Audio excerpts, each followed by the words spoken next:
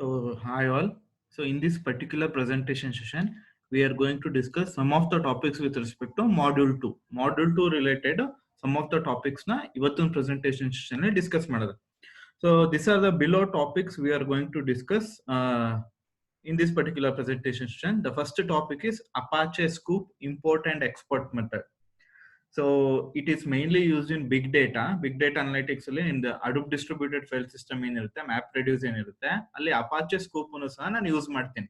So ಇದನ್ನ actual ಆಗಿ ಏನಕ್ಕೆ ಯೂಸ್ ಮಾಡ್ತಾರೆ Apache Scoop ನ ಅಂತ, ನಿಮ್ದು ಡೇಟಾಬೇಸ್ ಇರುತ್ತಲ್ಲ relational RDBMS relational database management system, ಆ RDBMS ಇಂದ ಡೇಟಾನ Hadoop distributed file system ಗೆ ಇಂಪೋರ್ಟ್ ಮಾಡ್ಕೋಬೇಕು ಅಂದ್ರೆ, ಅಥವಾ Hadoop distributed file system ಇಂದ RDBMS ಗೆ ಡೇಟಾನ ಎಕ್ಸ್ಪೋರ್ಟ್ ಮಾಡ್ಕೋಬೇಕು ಅಂದ್ರೆ, then we are going to use a software called as Apache Scoop ಅನ್ನೋ ಸಾಫ್ಟ್ವೇರ್ ನ ಯೂಸ್ ಮಾಡ್ತೀವಿ. So it is mainly used in order to import or export data from RDBMS into HDFS Hadoop distributed file system ಗೆ ಡೇಟಾನ import ಅಥವಾ export ಮಾಡ್ಕೊಳ್ಳೋಕೆ use ಮಾಡ್ಕೋತಾರೆ. So next topic is Hadoop work flow. Usual ಆಗಿ work flow ಅಂದ್ರೆ ಒಂದು series of steps ನ ಒಂದು work flow ಅಂತ ಕರಿತೀವಿ. ಸೊ ಈಗ Hadoop ಅಲ್ಲೂ ದೇರ್ ಆರ್ ಮೆನಿ ಸ್ಟೆಪ್ಸ್. ಈಗ Hadoop ಅಂತ ಬಂದ ತಕ್ಷಣ ಮೈನ್ 2 ಕಾಂಪೊನೆಂಟ್ಸ್ ಇದೆ, HDFS ಒಂದು, MapReduce ಒಂದು. HDFS ಕೆಲಸ ಏನು, it is use to store and manage. Whereas ನಿಮ್ MapReduce ಕೆಲಸ ಏನು, ಎಕ್ಸ್ಟ್ರಾಕ್ಟ್ ಮಾಡಿ ಪ್ರೋಸೆಸ್ ಮಾಡುತ್ತೆ, ಡೇಟಾ ಪ್ರೋಸೆಸ್ ಮಾಡುತ್ತೆ, ಆಮೇಲೆ ಡೇಟಾನ ಎಕ್ಸ್ಟ್ರಾಕ್ಟ್ ಮಾಡುತ್ತೆ. ಅದನ್ನ ಒಂದು ವರ್ಕ್ ಫ್ಲೋ, ಒಂದು ಸೀರೀಸ್ ಆಫ್ ಸ್ಟೆಪ್ಸ್ ನ ಯಾವ ರೀತಿ ಅಂತ ನಾವು Apache Oozie ಅಂತ ಒಂದು ಸಾಫ್ಟ್ವೇರ್ ಮುಖಾಂತರ ಆ ವರ್ಕ್ ಫ್ಲೋ ನ ಕ್ರಿಯೇಟ್ ಮಾಡ್ಕೋಬಹುದು. So that work flow will give a clear cut idea for the big data analytics ಯಾರು ಮಾಡ್ತಾ ಇರ್ತಾರೆ ಅವ್ರಿಗೆ ಒಂದು ಕ್ಲಿಯರ್ ಕಟ್ ಐಡಿಯಾ ಕೊಡುತ್ತೆ, ಯಾವ ರೀತಿ ಪ್ರೋಸೆಸ್ ನ ನಾನು ಕಂಪ್ಲೀಟ್ ಮಾಡಬೇಕು ಅಂತ ಒಂದು ಕ್ಲಿಯರ್ ಕಟ್ ಐಡಿಯಾ ಕೊಡುತ್ತೆ. So next structure of yarn application. Yarn ಅಂದ್ರೆ ಯೆಟ್ ಅದರ್ ರಿಸೋರ್ಸ್ ನೆಗೋಷಿಯೇಟರ್ ಅಂತ ಆಕ್ಚುಲಿ ಯಾರ್ನ್ ಅಂದ್ರೆ. ಸೊ ಈ ಯಾರ್ನು Hadoop ವರ್ಷನ್ 2 ಇಂದ ಯೂಸ್ ಮಾಡ್ತಾ ಇರ್ತಾರೆ. Hadoop ವರ್ಷನ್ 1 ನಲ್ಲಿ ನಿಮ್ಗೆ Hadoop ಅಂತ ಬಂದ ತಕ್ಷಣ ಎರಡು ಮೈನ್ ಕಾಂಪೊನೆಂಟ್ಸ್ ಇತ್ತು, ಒಂದು HDFS, ಇನ್ನೊಂದು MapReduce. ಬಟ್ Hadoop ವರ್ಷನ್ 2 ಅಲ್ಲಿ ಏನಾಯ್ತು, ಈ MapReduce ಎರಡು ಕೆಲಸನ ಮಾಡ್ತಾ ಇತ್ತು, ಒಂದು ರಿಸೋರ್ಸ್ ಮ್ಯಾನೇಜ್ಮೆಂಟ್, ಇನ್ನೊಂದು ಡೇಟಾ ಪ್ರೊಸೆಸಿಂಗ್ ನ ಮಾಡ್ತಾ ಇತ್ತು. Hadoop ವರ್ಷನ್ 2 ಇಂದ ಏನ್ ಮಾಡಿದ್ರು, ಡೇಟಾ ಪ್ರೊಸೆಸಿಂಗ್ ಮಾತ್ರ MapReduce ಮಾಡುತ್ತೆ, ಬೇರೆ ರಿಸೋರ್ಸ್ ಮ್ಯಾನೇಜ್ಮೆಂಟ್ ನ ನಿಮ್ದು ಯಾನ್ ಮಾಡುತ್ತೆ, ಯೆಟ್ ಅದರ್ ರಿಸೋರ್ಸ್ ನೆಗೋಷಿಯೇಟರ್, ಅದು ನಿಮ್ದು ರಿಸೋರ್ಸ್ ಮ್ಯಾನೇಜ್ಮೆಂಟ್ ನ ಮಾಡುತ್ತೆ, ಡೇಟಾ ಪ್ರೊಸೆಸಿಂಗ್ ನ MapReduce ಕಂಪ್ಲೀಟ್ ಮಾಡ್ಕೊಳ್ಳುತ್ತೆ. And the last topic for this presentation session is YARN distributed shell. Especially ನೀವೇನಾದ್ರೂ ಶೆಲ್ ಕಮಾಂಡ್ಸ್ ಗಳು ಅಥವಾ ಸ್ಕ್ರಿಪ್ಟ್ಸ್ ಗಳನ್ನ ರನ್ ಮಾಡಬೇಕು ಅಂದ್ರೆ ಈ ಪರ್ಟಿಕ್ಯುಲರ್ ಶೆಲ್ ಏನಿದೆ ಅದನ್ನ ಆನ್ ಟಾಪ್ ಆಫ್ ಯಾರ್ ನಾವು ಇನ್ಸ್ಟಾಲ್ ಮಾಡ್ಕೋತೀವಿ. So now we shall go in detail with respect to each of the below mention topic. ಪ್ರತಿಯೊಂದು ಟಾಪಿಕ್ ಬಗ್ಗೆನೂ ಡೀಟೇಲ್ ಆಗಿ ಈಗ ಹೆಂಗೆ ಏನು ಅನ್ನೋದನ್ನ ಅರ್ಥ ಮಾಡ್ಕೊಂಡು ಹೋಗೋದು. So the first topic is how you can make use of Apache Scoop in order to acquire relational data. Relational data in the sense, ನಿಮ್ದು RDBMS ಡೇಟಾ ಹೆಂಗ್ ಸ್ಟೋರ್ ಆಗಿರುತ್ತೆ ರಿಲೇಷನಲ್. ಈಗ ಒಂದು ಡೇಟಾಬೇಸ್ ಅಂದ್ಮೇಲೆ there will be many number of tables. So ಒಂದು ಟೇಬಲ್ಗೂ ಇನ್ನೊಂದು ಟೇಬಲ್ಗೂ you will establish some relations. So ಆ relational ಡೇಟಾನ ನಂದು Hadoop distributed file system ಗೆ ಯಾವ ರೀತಿ ಇಂಪೋರ್ಟ್ ಮಾಡ್ಕೊಳ್ಳೋದು, ಸೇಮ್ ಅದೇ ರೀತಿ ನನ್ನ Hadoop distributed file system ಅಲ್ಲಿರೋ ಡೇಟಾನ ನಾನು ಯಾವ ರೀತಿ RDBMS ಗೆ ಎಕ್ಸ್ಪೋರ್ಟ್ ಮಾಡಬಹುದು, ಅದನ್ನ ಈ ಪರ್ಟಿಕ್ಯುಲರ್ ಟಾಪಿಕ್ ಅಲ್ಲಿ ನೀವು ಅಬ್ಸರ್ವ್ ಮಾಡ್ತೀರಾ. So you are using a software called as Apache Scoop in order to acquire your relational data ನ ಅಕ್ವೈರ್ ಮಾಡಕ್ಕೆ ಆ ಪರ್ಟಿಕ್ಯುಲರ್ ಸಾಫ್ಟ್ವೇರ್ ನ ಯೂಸ್ ಮಾಡ್ಕೋತಾ ಇದ್ದೀರಾ.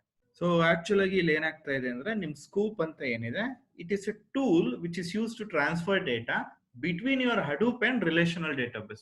ನಿಮ್ದು Hadoop ಮತ್ತೆ ರಿಲೇಷನಲ್ ಡೇಟಾಬೇಸ್ ನಡುವೆ ಒಂದು ಡೇಟಾ ಟ್ರಾನ್ಸ್ಫರ್ ಮಾಡಕ್ಕೆ ನಾವು ಸ್ಕೂಪ್ ಅಂತ, Apache Scoop ಅಂತ ಒಂದು ಟೂಲ್ ನ ಯೂಸ್ ಮಾಡ್ತಾ ಇದೀವಿ. ಈ ಪರ್ಟಿಕ್ಯುಲರ್ ಟೂಲ್ ನ ಯೂಸ್ ಮಾಡ್ಕೊಂಡು ನಾನು ಆಗ್ಲೇ ಹೇಳ್ದಂಗೆ ನಿಮ್ದು RDBMS ಇಂದ ಡೇಟಾನ HDFS ಗೆ ಇಂಪೋರ್ಟ್ ಮಾಡ್ಕೋಬಹುದು. ಸಿಮಿಲರ್ ಆಗಿ ನಿಮ್ದು HDFS ಇಂದ ಡೇಟಾನ RDBMS ಗೆ ಎಕ್ಸ್ಪೋರ್ಟ್ ಮಾಡ್ಕೋಬಹುದು. Now we shall look into both these methods in detail. ಎರಡು ಮೆಥಡ್ಸ್ ಗಳು ಯಾವ ರೀತಿ ವರ್ಕ್ ಆಗುತ್ತೆ ಅಂತ ಇನ್ ಡೀಟೇಲ್ ಅಬ್ಸರ್ವ್ ಮಾಡೋದು. ಸೊ ಆಕ್ಚುಲ್ ಆಗಿ ಈ ಇಂಪೋರ್ಟ್ ಮತ್ತೆ ಎಕ್ಸ್ಪೋರ್ಟ್ ಆಪರೇಷನ್ ಆಗ್ಬೇಕಾದ್ರೆ between RDBMS and HDFS there are two important steps you need to follow. ಎರಡು ಇಂಪಾರ್ಟೆಂಟ್ ಸ್ಟೆಪ್ಸ್ ನ ಫಾಲೋ ಮಾಡ್ಲೇಬೇಕು. ಫಸ್ಟ್ ಸ್ಟೆಪ್ ಏನು ಅಂದ್ರೆ, ಫಾರ್ ಎಕ್ಸಾಂಪಲ್ ಈಗ ಡೇಟಾ ಇಂಪೋರ್ಟ್ ಅಲ್ಲಿ ಫಸ್ಟ್ ಸ್ಟೆಪ್ ಯಾವುದು ಅಂತ ಎಕ್ಸ್ಪ್ಲೈನ್ ಮಾಡ್ತಾ ಇದ್ದಾರೆ. ಸೊ ಡೇಟಾ ಇಂಪೋರ್ಟ್ ಬಂದಾಗ ಫಸ್ಟ್ ಸ್ಟೆಪ್ ಬಂದು you should examine the database to gather the meta data. First ನಾನು ಡೇಟಾನ ಗ್ಯಾದರ್ ಮಾಡ್ಕೊಳ್ಳಲ್ಲ ಡೇಟಾಬೇಸ್ ಇಂದ, ಡೇಟಾಬೇಸ್ ಅಲ್ಲಿ ಇರುವಂತ ಮೆಟಾ ಡೇಟಾ ಇನ್ಫಾರ್ಮೇಶನ್ ಗ್ಯಾದರ್ ಮಾಡ್ಕೋತೀನಿ. ಫಾರ್ ಎಕ್ಸಾಂಪಲ್, ಎಷ್ಟು ನಂಬರ್ ಆಫ್ ಟೇಬಲ್ಸ್ ಇದೆ, ಒಂದೊಂದು ಟೇಬಲ್ ಅಲ್ಲೂ ಎಷ್ಟು ಆಟ್ರಿಬ್ಯೂಟ್ಸ್ ಗಳಿದೆ, ಆ ಆಟ್ರಿಬ್ಯೂಟ್ಸ್ ಗಳು ಯಾವುದು ಪ್ರೈಮರಿ ಕೀ, ಯಾವುದು ಫಾರಿನ್ ಕೀ ಅಂತ ನಾನು meta data information with respect to data ನನ್ಗೊಂದಷ್ಟು ಮೆಟಾ ಡೇಟಾ ಇನ್ಫಾರ್ಮೇಶನ್ ಬರುತ್ತೆ. ಆ ಮೆಟಾ ಡೇಟಾ ಇನ್ಫಾರ್ಮೇಶನ್ ನ ಗ್ಯಾದರ್ ಮಾಡ್ಕೋತೀನಿ. ಫಸ್ಟ್ ನಿಮ್ ಸ್ಕೂಪ್ ಅಂತ ಏನ್ ಅಪಾಚೆ ಸ್ಕೂಪ್ ಟೂಲ್ ಇದೆ, in the first step it will gather the necessary metadata for the data to be imported. ಯಾವ ಡೇಟಾನ ಇಂಪೋರ್ಟ್ ಮಾಡ್ಕೊತಾ ಇದ್ದೀರಾ ಅದಕ್ಕೆ ಬೇಕಾಗಿರುವಂತ ನೆಸೆಸರಿ ಮೆಟಾ ಡೇಟಾನ ಗ್ಯಾದರ್ ಮಾಡ್ಕೊಳ್ಳುತ್ತೆ. ನೆಕ್ಸ್ಟ್ ಸ್ಟೆಪ್ ಏನು, ಈ ಡೇಟಾನ ಗ್ಯಾದರ್ ಮಾಡ್ಕೊಂಡ್ಮೇಲೆ ಗ್ಯಾದರ್ ಮಾಡ್ಕೊಂಡಿರೋ ಡೇಟಾನ ನಿಮ್ ಸ್ಕೂಪ್ HDFS ಕ್ಲಸ್ಟರ್ ಗೆ ಸಬ್ಮಿಟ್ ಮಾಡುತ್ತೆ. ನಿಮ್ದು ಅಡೋಬ್ ಡಿಸ್ಟ್ರಿಬ್ಯೂಟೆಡ್ ಫೈಲ್ ಸಿಸ್ಟಮ್ ಯಾವ ರೀತಿ ಇರುತ್ತೆ, ನಾನು ಆಗ್ಲೇ ತೋರಿಸಿದ್ದೀನಿ. ಡೇಟಾ ನೋಟ್ಸ್ ಗಳಿರುತ್ತೆ, ಅದಾದ್ಮೇಲೆ ರ್ಯಾಕ್ ಗಳಿರುತ್ತೆ, 3-4 ರ್ಯಾಕ್ ಸೇರಿ ಒಂದು ಕ್ಲಸ್ಟರ್ ಆಗುತ್ತೆ ಅಂತ ಹೇಳಿದೀನಿ. ಸೊ ನಿಮ್ದು ಸ್ಕೂಪ್ ಏನಿರುತ್ತೆ, meta data information once gather ಮಾಡಾದ್ಮೇಲೆ that will be given to the corresponding HDFS cluster Hadoop cluster ಗೆ ಕೊಡ್ತೀನಿ. ಯಾವಾಗ ನೀವು ಮೆಟಾ ಡೇಟಾನ ಹಡೂಪ್ ಕ್ಲಸ್ಟರ್ ಗೆ ಕೊಡ್ತೀನಿ, ಅವಾಗ actual data transfer will take place from your RDBMS to HDFS. So meta data information ಅನ್ನು Hadoop cluster ಗೆ ಕೊಟ್ಟ ತಕ್ಷಣ ಆಕ್ಚುಯಲ್ ಆಗಿ ಡೇಟಾ ನಿಮ್ದು RDBMS ಇಂದ ನಿಮ್ದು HDFS Hadoop distributed file system ಗೆ ಟ್ರಾನ್ಸ್ಫರ್ ಆಗುತ್ತೆ.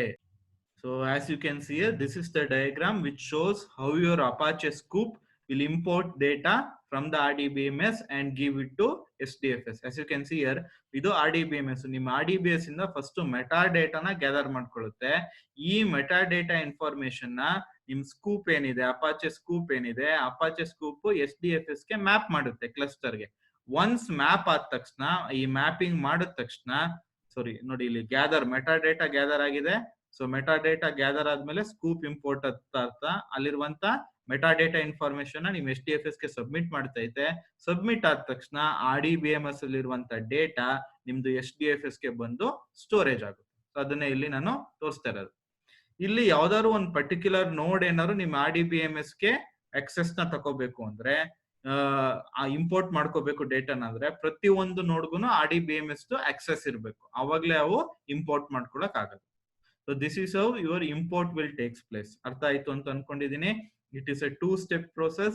In the first step, your Apache Scoop will examine the metadata, will gather the necessary metadata for the data to be imported. ಯಾವ ಡೇಟಾನ import ಮಾಡ್ಕೋತಾ ಇದ್ದೀರಾ ಅದ್ರದ್ದು ಮೆಟಾ ಡೇಟಾ ಇನ್ಫಾರ್ಮೇಶನ್ ಗ್ಯಾದರ್ ಮಾಡ್ಕೋತೀನಿ. Second step ಅಲ್ಲಿ ಈ ಮೆಟಾ ಡೇಟಾನ HDFS ಕ್ಲಸ್ಟರ್ ಅಥವಾ Hadoop cluster ಗೆ ಮ್ಯಾಪ್ ಮಾಡ್ತೀನಿ.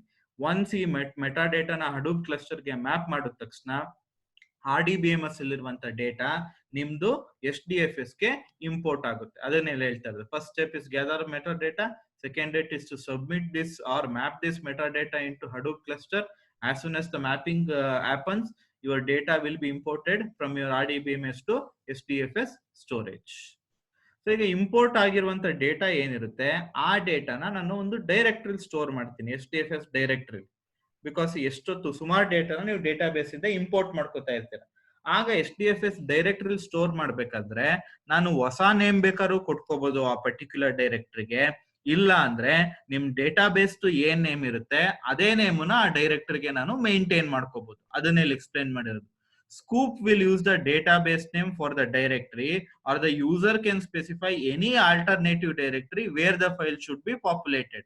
ಸೊ ನಾನು ಆಲ್ಟರ್ನೇಟಿವ್ ಡೈರೆಕ್ಟರಿನಾರು ಸ್ಪೆಸಿಫೈ ಮಾಡ್ಬೋದು, ಆಲ್ಟರ್ನೇಟಿವ್ ಡೈರೆಕ್ಟರಿ ನೇಮ್ ಅರ ಕೊಡ್ಬೋದು. ಸ್ಕೂಪೇ ಡಿಸೈಡ್ ಮಾಡುತ್ತೆ ಯಾವ ಡೈರೆಕ್ಟರಿಲಿ RDBMS ಡೇಟಾನ ಸ್ಟೋರ್ ಮಾಡಬೇಕು ಅಂತ. ಸ್ಕೂಪ್ ಡಿಸೈಡ್ ಮಾಡುತ್ತೆ. ನಿಮ್ ಟೂಲ್ ಬೇಡ ನನ್ಗೆ ಆ ಪರ್ಟಿಕ್ಯುಲರ್ ಡೈರೆಕ್ಟರಿಲಿ ಸ್ಟೋರ್ ಮಾಡೋದು ಬೇಡ ಅಂದ್ರೆ ಯೂಸರ್ ಯಾವ ಡೈರೆಕ್ಟರಿಲಿ ಸ್ಟೋರ್ ಮಾಡಬೇಕು ಅನ್ನೋ ಇನ್ಫಾರ್ಮೇಶನ್ ಕೊಟ್ರೆ ಆ ಕರಸ್ಪಾಂಡಿಂಗ್ ಡೈರೆಕ್ಟರಿಲಿ RDBMS ಡೇಟಾನ ಸ್ಟೋರ್ ಆಗ್ತಾ ಇರುತ್ತೆ. ಓಕೆನಾ.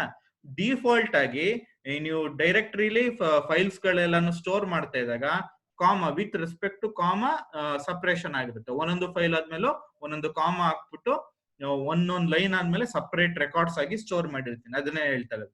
By default this file contain comma delimited fields with new line separating different records.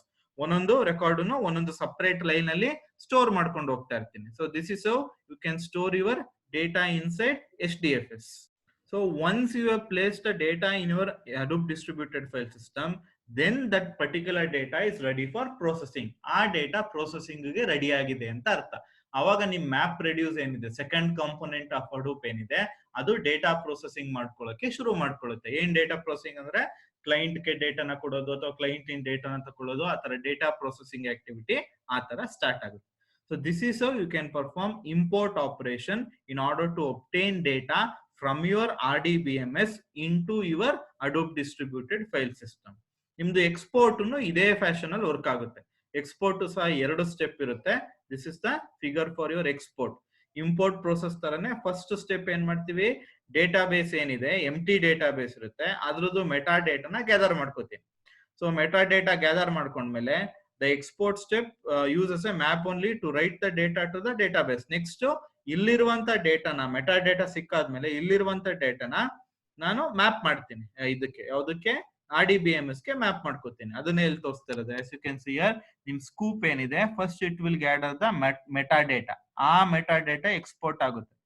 Export ಆದ್ಮೇಲೆ ಇಲ್ಲಿರುವಂತ ಡೇಟಾನ ತಕೊಂಡು ನಾನು RDBMS ಗೆ ಮ್ಯಾಪ್ ಮಾಡ್ಕೋತಾ ಇದ್ದೀನಿ. HDFS ಇರುವಂತ ಡೇಟಾನ ತಕೊಂಡು RDBMS ಗೆ ಮ್ಯಾಪ್ ಮಾಡ್ತೀನಿ. So this is how you can map your data from your HDFS into RDBMS. So ನಿಮ್ ಎಕ್ಸ್ಪೋರ್ಟ್ ಸಹ it is a 2 step process. First meta data obtain ಮಾಡ್ಕೊಳ್ಳೋದು, ಆಮೇಲೆ ಮ್ಯಾಪಿಂಗ್ ಮಾಡಾದ್ಮೇಲೆ ಡೇಟಾನ HDFS ಇಂದ ನಿಮ್ದು RDBMS ಗೆ ಎಕ್ಸ್ಪೋರ್ಟ್ ಮಾಡೋದು. ಆಕ್ಚುಲ್ ಆಗಿ ಇಲ್ಲಿ ಯಾವ ರೀತಿ ನಿಮ್ಗೆ ಡೇಟಾ ಟ್ರಾನ್ಸ್ಫರ್ ಆಗ್ತಾ ಇರುತ್ತೆ ಅಂದ್ರೆ, ಇಲ್ಲಿ ಏನು ಡೇಟಾ ಇರುತ್ತೆ HDFS ಅಲ್ಲಿ, ಅದನ್ನ ನಂಬರ್ ಆಫ್ ಸ್ಪ್ಲಿಟ್ಸ್ ಆಗಿ ಡಿವೈಡ್ ಮಾಡ್ಕೋತೀನಿ. ನಂಬರ್ ಆಫ್ ಸ್ಪ್ಲಿಟ್ಸ್ ಆಗಿ ಡಿವೈಡ್ ಮಾಡ್ಕೊಂಡು ನನಗೆ ಏನ್ ಮ್ಯಾಪಿಂಗ್ ಫಂಕ್ಷನ್ ಇರುತ್ತೆ, ಆ ಮ್ಯಾಪಿಂಗ್ ಫಂಕ್ಷನ್ ನಿಮ್ ಇಂಡಿವಿಜುವಲ್ ಟೇಬಲ್ಸ್ ಗಳಿಗೆ, ಡೇಟಾ ಬೇಸ್ ಅಲ್ಲಿ ಇರುವಂತ ಇಂಡಿವಿಜುವಲ್ ಟೇಬಲ್ಸ್ ಗಳಿಗೆ ಡೇಟಾನ ಪುಷ್ ಮಾಡ್ತಾ ಇರುತ್ತೆ, ಮ್ಯಾಪ್ ಮಾಡ್ತಾ ಇರುತ್ತೆ. So this is how mapping will happen. Input data will be splitted, then the individual mapping function will push the splits to the database. database ke input data splits galna push ಮಾಡುತ್ತೆ. this is how export takes place from HDFS into RDBMS using a tool called as Apache Scoop.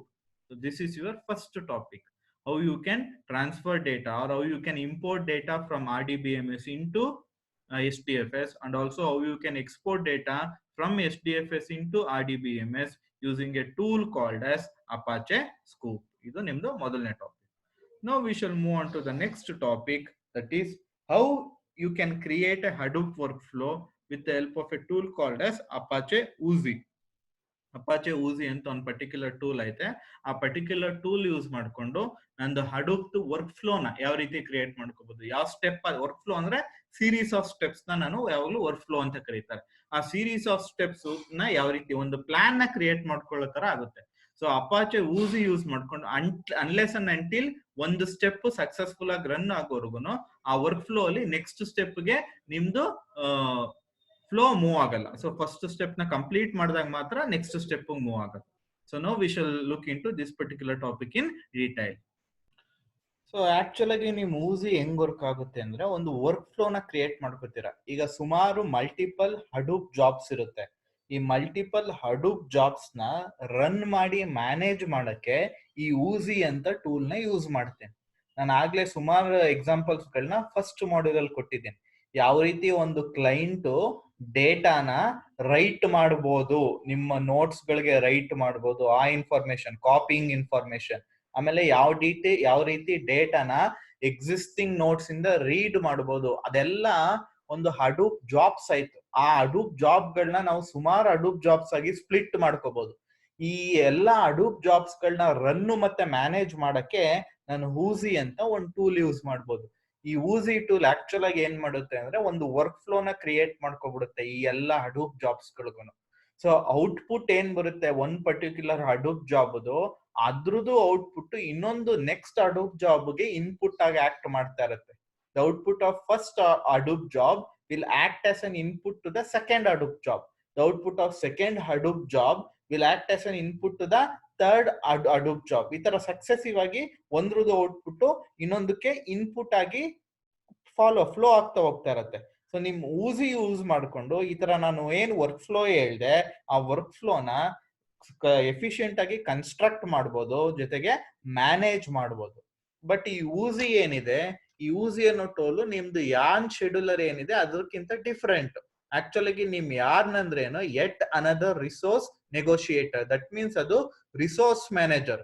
ಯಾವ್ದಾದ್ರು individual Hadoop job, ಈಗ ನಾನು ಸುಮಾರು Hadoop job ಬರುತ್ತೆ work flow ಅಲ್ಲಿ, ಆ work flow ಅಲ್ಲಿ individual Hadoop ಜಾಬ್ಗೆ ರಿಸೋರ್ಸಸ್ ಎಷ್ಟು ಬೇಕು ಅಂತ ಮ್ಯಾನೇಜ್ ಮಾಡೋದು ನಿಮ್ ಯಾನ್ ಕೆಲಸ. ವೆರಸ್ ನಿಮ್ ಊಸಿ ಕೆಲಸ ಏನೋ, ಈ ಹಡೂಪ್ ಜಾಬ್ ಗಳನ್ನ ಕನೆಕ್ಟ್ ಮಾಡಿ ಕಂಟ್ರೋಲ್ ಮಾಡುತ್ತೆ, ಒಂದು ಕನೆಕ್ಷನ್ ಕ್ರಿಯೇಟ್ ಮಾಡ್ಕೊಳ್ಳುತ್ತೆ. ಸೊ ಅದು ನಿಮ್ದು ಊಸಿ ಅನ್ನೋ ಟೂಲ್ ಕೆಲಸ. It creates a workflow in which it establishes the connection between multiple Hadoop jobs ನಡುವೆ ಕನೆಕ್ಷನ್ಸ್ ನ ಕ್ರಿಯೇಟ್ ಮಾಡುತ್ತೆ. ಸೊ ಊಸಿಲಿ 3 ಟೈಪ್ಸ್ ಆಫ್ ಊಸಿ ಜಾಬ್ಸ್ ನ ನಾವು ಪರ್ಮಿಟ್ ಮಾಡ್ಕೋಬಹುದು. There are 3 types of Oozie jobs that are permitted. That means ಯಾವ type of Hadoop jobs ಗಳನ್ನ ನಾನು ಊಸಿಲಿ ಇನ್ಕ್ಲೂಡ್ ಮಾಡ್ಕೋಬಹುದು, ನಾನು ಊಸಿ ವರ್ಕ್ ಫ್ಲೋ ಇನ್ಕ್ಲೂಡ್ ಮಾಡ್ಕೋಬಹುದು. ಅಂದ್ರೆ ಮೊದಲನೇದು ವರ್ಕ್ ಫ್ಲೋ. ವರ್ಕ್ ಫ್ಲೋ ಅಂದ್ರೆ ಮಾಮೂಲಿ regular Hadoop jobs with specified sequence ಅಲ್ಲಿ ಇದ್ರೆ ಅದನ್ನ ನಾನು ಇನ್ಕ್ಲೂಡ್ ಮಾಡ್ಕೋಬಹುದು. ಇಲ್ಲಿ ಏನ್ ಕೆಲಸ ಆಗುತ್ತೆ ಅಂದ್ರೆ, ಪ್ರೀವಿಯಸ್ ಆಕ್ಷನ್ ಪ್ರೋಗ್ರೆಸ್ ನ ಸಿಗುವವರೆಗೂ you cannot go to next action. ಅದನ್ನೇನಿರೋದು progress from one action to another cannot happen until the first action is complete. Second action ಗೆ ನಾನು ಹೋಗಕ್ಕೆ ಆಗಲ್ಲ until my first action gets completed. Only when my first action gets completed then I can move to second action. ಅದನ್ನ first type of Oozie job workflow ಅಂತ ಕರಿತೀವಿ. Coordinator ಅಂದ್ರೆ ಈಗ ಏನ್ ಹೇಳಿ ಅದನ್ನ ಶೆಡ್ಯೂಲ್ಡ್ ಮಾಡ್ತೀನಿ. ಶೆಡ್ಯೂಲ್ ಅಂದ್ರೆ ಸ್ಪೆಸಿಫೈಡ್ ಟೈಮ್ ಇಂಟರ್ವಲ್ ಅಲ್ಲಿ ನೀನ್ ರನ್ ಆಗ್ಬೇಕು, ಅಥವಾ ಯಾವಾಗ ಯಾವಾಗ ಡೇಟಾ ಅವೈಲಬಲ್ ಆಗುತ್ತೆ ಅವಾಗ ನೀನ್ ರನ್ ಆಗ್ಬೇಕು ಅಂತ ಮಾಡೋದನ್ನ ಕೋಆರ್ಡಿನೇಟರ್ ಅಂತ ಕರೀತಾರೆ. ಬಂಡಲ್ ಅಂದ್ರೆ ಏನು ಅಂದ್ರೆ, ಈ batch of coordinator, many set of coordinator jobs ಗಳನ್ನ ಒಟ್ಟಿಗೆ ರನ್ ಮಾಡಿದ್ರೆ ಅದನ್ನ ಬಂಡಲ್ ಅಂತ ಕರೀತಾರೆ. So this are the 3 main types of Oozie jobs which are available are which are supported by Oozie. So Oozie tool ಏನಿದೆ, it is not an add on ಅಲ್ಲ, ನಾನು extra install ಮಾಡ್ಕೋ ಅವಶ್ಯಕತೆ ಇರಲ್ಲ. ನಿಮ್ದು ಯಾವಾಗ ಹಡೂಪ್ ಇನ್ಸ್ಟಾಲ್ ಮಾಡ್ಕೋತೀರಾ, Hadoop stack ಜೊತೆನೆ ನಿಮ್ದು ಊಸಿನು ಇಂಟಿಗ್ರೇಟೆಡ್ ಆಗಿ ಬಂದ್ಬಿಟ್ಟಿರುತ್ತೆ. ಈ ಊಸಿ ಅನ್ನೋ ಟೂಲು ನೀವು ವರ್ಕ್ ಫ್ಲೋ ನ ಕ್ರಿಯೇಟ್ ಮಾಡ್ಬೇಕಾದ್ರೆ it will support different types of Hadoop jobs ನ ಸಪೋರ್ಟ್ ಮಾಡುತ್ತೆ. ಔಟ್ ಆಫ್ ದ ಬಾಕ್ಸ್ ಅಂದ್ರೆ ನೀವು ಏನ್ ಸಾಫ್ಟ್ವೇರ್ ನ ಸ್ಟಾರ್ಟಿಂಗ್ ಪರ್ಚೇಸ್ ಮಾಡ್ತೀರಾ ಅವಾಗ್ಲೇನೆ it will support many different types of Hadoop jobs ಅಂತ ಹೇಳ್ತಾ ಇದ್ದಾನೆ. ಎಕ್ಸ್ಟ್ರಾ ಜಾಬ್ಸ್ ಏನಾದ್ರು ಸಪೋರ್ಟ್ ಮಾಡ್ಕೋಬೇಕು ಅಂದ್ರೆ ಕೆಲವೊಂದು ಆಡ್ ಆನ್ ಗಳು ಹಾಕೋತೀನಿ. ಬಟ್ ಸುಮಾರು ಸೆಟ್ ಆಫ್ ಜಾಬ್ಸ್ ಗಳನ್ನ ನಿಮ್ ಊಸಿ ಇನಿಷಿಯಲಿ ನೀವು ಹಡೂಪ್ ಸಾಫ್ಟ್ವೇರ್ ಇನ್ಸ್ಟಾಲ್ ಮಾಡಿದಾಗ್ಲೇ ಸಪೋರ್ಟ್ ಮಾಡುತ್ತೆ. ಜಾವಾ, ಮ್ಯಾಪ್ ರೆಡಿಸ್ ಆಗಿರ್ಬೋದು, ಇದೆಲ್ಲಾ ಜಾಬ್ಸ್ ಗಳನ್ನು your Oozie will support it when Hadoop stack itself is install. ಕೆಲವೊಂದು ಸಿಸ್ಟಮ್ ಸ್ಪೆಸಿಫಿಕ್ ಜಾಬ್ಸ್ ನಿಮ್ ಊಸಿ ಸಪೋರ್ಟ್ ಮಾಡುತ್ತೆ. ಜೊತೆಗೆ ನಿಮ್ ಊಸಿ ಒಂದು ಕಮಾಂಡ್ ಲೈನ್ ಇಂಟರ್ಫೇಸ್ ಅಥವಾ ವೆಬ್ ಯೂಸರ್ ಇಂಟರ್ಫೇಸ್ ಪ್ರೊವೈಡ್ ಮಾಡುತ್ತೆ ಜಾಬ್ಸ್ ನ ಮಾನಿಟರ್ ಮಾಡ್ಕೊಳ್ಳಕ್ಕೆ. ಈಗ ಯಾವ್ಯಾವ ಜಾಬ್ ಕಮಾಂಡ್ ಲೈನ್ ಇಂಟರ್ಫೇಸ್ ಅಂದ್ರೆ ನಿಮ್ ಕಮಾಂಡ್ ರನ್ ಆಗ್ತಾನೆ ಇರುತ್ತೆ, ಸಕ್ಸಸ್ ಅಂತ ಬರಲ್ಲ. ಸಕ್ಸಸ್ ಅಂತ ಬಂದಾಗ ಫಸ್ಟ್ ಸ್ಟೆಪ್ ಕಂಪ್ಲೀಟ್ ಆಯ್ತು ಅಂತ, ಆಮೇಲೆ ಪುನಃ ಇನ್ನೊಂದು ಕಮೆಂಟ್ ರನ್ ಆಗ್ತಾ ಇರುತ್ತೆ. ಆ ತರ ನೀವು ಕಮಾಂಡ್ ಲೈನ್ ಇಂಟರ್ಫೇಸ್ ಮುಖಾಂತರ ಅಥವಾ ವೆಬ್ ಇಂಟರ್ಫೇಸ್ ಯೂಸರ್ ಇಂಟರ್ಫೇಸ್ ಮುಖಾಂತರನಾರೋ ನೀವು ಊಸಿ ಜಾಬ್ಸ್ ಏನಿದೆ ಅದನ್ನ ಮಾನಿಟರ್ ಮಾಡ್ಕೋಬಹುದು. ಹಡೂಪ್ ಜಾಬ್ಸ್ ಏನಿದೆ ಅದನ್ನ ನೀಟಾಗಿ with help of Oozie work flow you can monitor them. So that is a major advantage of Oozie tool. So ಇಲ್ಲೇನ್ ಡಯಾಗ್ರಾಮ್ ಕಾಣಿಸ್ತದೆ, ಇದು ಒಂದು simple work flow. Oozie work flow ನ ಕ್ರಿಯೇಟ್ ಮಾಡೋದು ಹೆಂಗೆ ಅಂತ ಒಂದು ಸಿಂಪಲ್ ವರ್ಕ್ ಫ್ಲೋ ತೋರಿಸಿದ್ದಾನೆ. ಸೊ ಇಲ್ಲಿ ನೀವು ಸ್ಟಾರ್ಟ್ ಆಗುತ್ತೆ ನಿಮ್ದು ಹಡೂಪ್ ಡಿಸ್ಟ್ರಿಬ್ಯೂಟರ್ ಹಡೂಪ್ ಸ್ಟಾರ್ಟ್ ಆಗುತ್ತೆ. ಸ್ಟಾರ್ಟ್ ಆದ್ಮೇಲೆ ಒಂದು ಅಪ್ಲಿಕೇಶನ್ ರನ್ ಮಾಡ್ತಾ ಇದ್ದೀರಾ. ಏನ್ ಅಪ್ಲಿಕೇಶನ್? Word count. ನಾವು ಲಾಸ್ಟ್ ಮಾಡ್ಯೂಲ್ 1 ಅಲ್ಲಿ ನೋಡಿದ್ವಿ ವರ್ಡ್ ಕೌಂಟ್. ಒಂದು ಫೈಲ್ ಕೊಟ್ಟಿದ್ರೆ ಆ ಫೈಲ್ ಅಲ್ಲಿ ರಾಮ್ ಅಂತ ಸೀತಾ ಅಂತ ಎಷ್ಟು ಟೈಮ್ಸ್ ರಿಪೀಟ್ ಆಗಿದೆ ಅಂತ ಕೌಂಟ್ ಮಾಡ್ತಿತ್ತು. ಆ ಅಪ್ಲಿಕೇಶನ್ ರನ್ ಮಾಡ್ತಾ ಇದ್ದೀರಾ. ಈ ಅಪ್ಲಿಕೇಶನ್ ಏನಾದ್ರು ಸಕ್ಸಸ್ಫುಲ್ ಆಗಿ ರನ್ ಆಯ್ತು ಅಂದ್ರೆ ಜಾಬ್ ಎಂಡ್ ಆಗುತ್ತೆ. ಸಕ್ಸಸ್ಫುಲ್ ಆಗಿ ರನ್ ಆಗ್ಲಿಲ್ಲ ಅಂದ್ರೆ ಎರರ್ ಬಂತು ಅಂದ್ರೆ ನಿಮ್ ಜಾಬ್ ನ ಕಿಲ್ ಮಾಡ್ತೀರಾ. ಸೊ ಈ ವರ್ಕ್ ಫ್ಲೋ ನ ನಾನು ಕ್ರಿಯೇಟ್ ಮಾಡಿರೋದು with help of a tool called as Oozie. Oozie ಅನ್ನೋ ಟೂಲ್ ಯೂಸ್ ಮಾಡಿ ಈ ಪರ್ಟಿಕ್ಯುಲರ್ ವರ್ಕ್ ಫ್ಲೋ ನ ಕ್ರಿಯೇಟ್ ಮಾಡ್ಕೊತಿದ್ದೀನಿ. ಯೂಸಲ್ ಆಗಿ ಊಸಿ ವರ್ಕ್ ಫ್ಲೋ ಡೆಫಿನೇಷನ್ಸ್ ಬರೀಬೇಕಾದ್ರೆ ಇದೆ Oozie work flow definition. So ನಾನು ಈ ತರ ಬರೆದ್ರೆ ನನಗೆ ಈ ತರ ವರ್ಕ್ ಫ್ಲೋ ಕ್ರಿಯೇಟ್ ಆಗಿರುತ್ತೆ. Actually Oozie work flow definition ಬರೀಬೇಕಾದ್ರೆ XML ಲ್ಯಾಂಗ್ವೇಜ್ ಅಥವಾ ಪ್ರೋಗ್ರಾಮಿಂಗ್ ಡೆಫಿನೇಷನ್ ಲ್ಯಾಂಗ್ವೇಜ್, ಈ ಲ್ಯಾಂಗ್ವೇಜಸ್ ಅಲ್ಲಿ ನಾನು ಊಸಿ ವರ್ಕ್ ಫ್ಲೋ ಕೋಡ್ ಬರ್ಕೋಬಹುದು. ಈ ಕೋಡ್ ಮುಖಾಂತರ ನನಗೆ ಈ ತರ ವರ್ಕ್ ಫ್ಲೋ ಕ್ರಿಯೇಟ್ ಆಗುತ್ತೆ. ಕೆಲವೊಂದು ವರ್ಕ್ ಫ್ಲೋಗಳಲ್ಲಿ several types of nodes include ಆಗುತ್ತೆ. ಆ ಸೆವರಲ್ ಟೈಪ್ಸ್ ಆಫ್ ನೋಡ್ ಯಾವ್ದು ಅಂದ್ರೆ ಕೆಳಗಡೆ ಲಿಸ್ಟ್ ಮಾಡಿದಾರಲ್ಲ, this are the several types of notes. ಯಾವ್ದು ವರ್ಕ್ ಫ್ಲೋ ಅಲ್ಲಿ ಇನ್ಕ್ಲೂಡ್ ಆಗುವಂತ ನೋಟ್ಸ್ ಗಳು ಯಾವ್ದು ಅಂತ ನೋಡೋದಾದ್ರೆ the first one is control flow notes is the first one. ಇದು ಏನ್ ಸ್ಪೆಸಿಫೈ ಮಾಡುತ್ತೆ ಅಂದ್ರೆ beginning of the end of the work flow ಯಾವುದು ಅನ್ನೋದನ್ನ ಸ್ಪೆಸಿಫೈ ಮಾಡುತ್ತೆ. As you can see here, this is the beginning and end of the work flow here. So start end ಅವೆಲ್ಲನು ಈ control flow notes ಗಳು represent ಮಾಡ್ತೀವಿ. So ನೀವೇನೇ beginning end start end ಎಲ್ಲ represent ಮಾಡಬೇಕು ಅಂದ್ರೆ you need to make use of notes called as control flow notes. Next action notes ಅಂದ್ರೆ actual processing ಅಥವಾ task ಎಲ್ಲಿ ನಡೀತಾ ಇರುತ್ತೆ ಅದನ್ನ ಆಕ್ಷನ್ ನೋಟ್ಸ್ ಅಂತ ಕರಿತೀವಿ. ಇಲ್ಲಿ ಇದು ಆಕ್ಷನ್ ನೋಟ್ ಬಿಕಾಸ್ ಇಲ್ಲೇ ಆಕ್ಚುಯಲ್ ಪ್ರೊಸೆಸಿಂಗು ಅಥವಾ ಟಾಸ್ಕ್ ಎಕ್ಸಿಕ್ಯೂಟ್ ಆಗ್ತಾರೆ. So that's why this is called as action ನೋಡ್. ಇದನ್ನೇ ಆಕ್ಷನ್ ನೋಡ್ ಅಂತ ಕರಿತೀವಿ. ಯಾವಾಗ ಈ ಆಕ್ಷನ್ ನೋಡ್ ಎಕ್ಸಿಕ್ಯೂಷನ್ ನ ಕಂಪ್ಲೀಟ್ ಮಾಡುತ್ತೆ ಅವಾಗ ಊಸಿಗೆ ನೋಟಿಫಿಕೇಶನ್ ಹೋಗುತ್ತೆ ಈ ಆಕ್ಷನ್ ನೋಡ್ ಎಕ್ಸಿಕ್ಯೂಷನ್ ನ ಕಂಪ್ಲೀಟ್ ಮಾಡಿದೆ ಅಂತ. ಅವಾಗ ಊಸಿ ಈ ವರ್ಕ್ ಫ್ಲೋ ಇರುವಂತ ನೆಕ್ಸ್ಟ್ ನೋಡ್ ನ ಎಕ್ಸಿಕ್ಯೂಟ್ ಮಾಡಕ್ ಟ್ರೈ ಮಾಡುತ್ತೆ. So after the execution of each action node a notification will be send to Oozie, then Oozie will execute the next action node in the work flow. Work flow ಇರುವಂತ next action node ನ execute ಮಾಡುತ್ತೆ. Next type of ನೋಡ್ ಬಂದು fork ಅಥವಾ join notes. Fork ನೋಡ್ ಅಂದ್ರೆ ಇದು child notes ಗಳನ್ನ ಕ್ರಿಯೇಟ್ ಮಾಡುತ್ತೆ. ಅವಾಗ ಪ್ಯಾರಲಲ್ ಎಕ್ಸಿಕ್ಯೂಷನ್ ಆಗೋ ಚಾನ್ಸಸ್ ಇರುತ್ತೆ. ನಿಮ್ ವರ್ಕ್ ಫ್ಲೋ ಅಲ್ಲೇ ಆಕ್ಷನ್ ನೋಟ್ಸ್ ಗಳು ಪ್ಯಾರಲಲ್ ಆಗಿ ಎಕ್ಸಿಕ್ಯೂಟ್ ಆಗೋ ಚಾನ್ಸಸ್ ಇರುತ್ತೆ if you use fork notes. Join notes ಅಂದ್ರೆ ಫಾರ್ ಎಕ್ಸಾಂಪಲ್ ಯಾವ್ದಾದ್ರು ಒಂದ್ ನೋಡ್ ವೆಯ್ಟ್ ಮಾಡ್ಬೇಕಾಗಿರುತ್ತೆ ಅನದರ್ ನೋಡ್ ಕಂಪ್ಲೀಟ್ ಆಗೋವರೆಗೂ ಅಂದ್ರೆ ಅವಾಗ ಜಾಯಿನ್ ಯೂಸ್ ಮಾಡ್ಬೋದು. ಅದನ್ನೇ ಹೇಳಿರೋದು ನೋಡಿ, fork or join notes use ಮಾಡಿದಾಗ it enable parallel executions of task in the work flow. The fork node enables 2 or more tasks to run at the same time. Child's ಗಳು create ಆಗಿದಾಗ multi threading concept ಬಂದ್ಬಿಡುತ್ತೆ.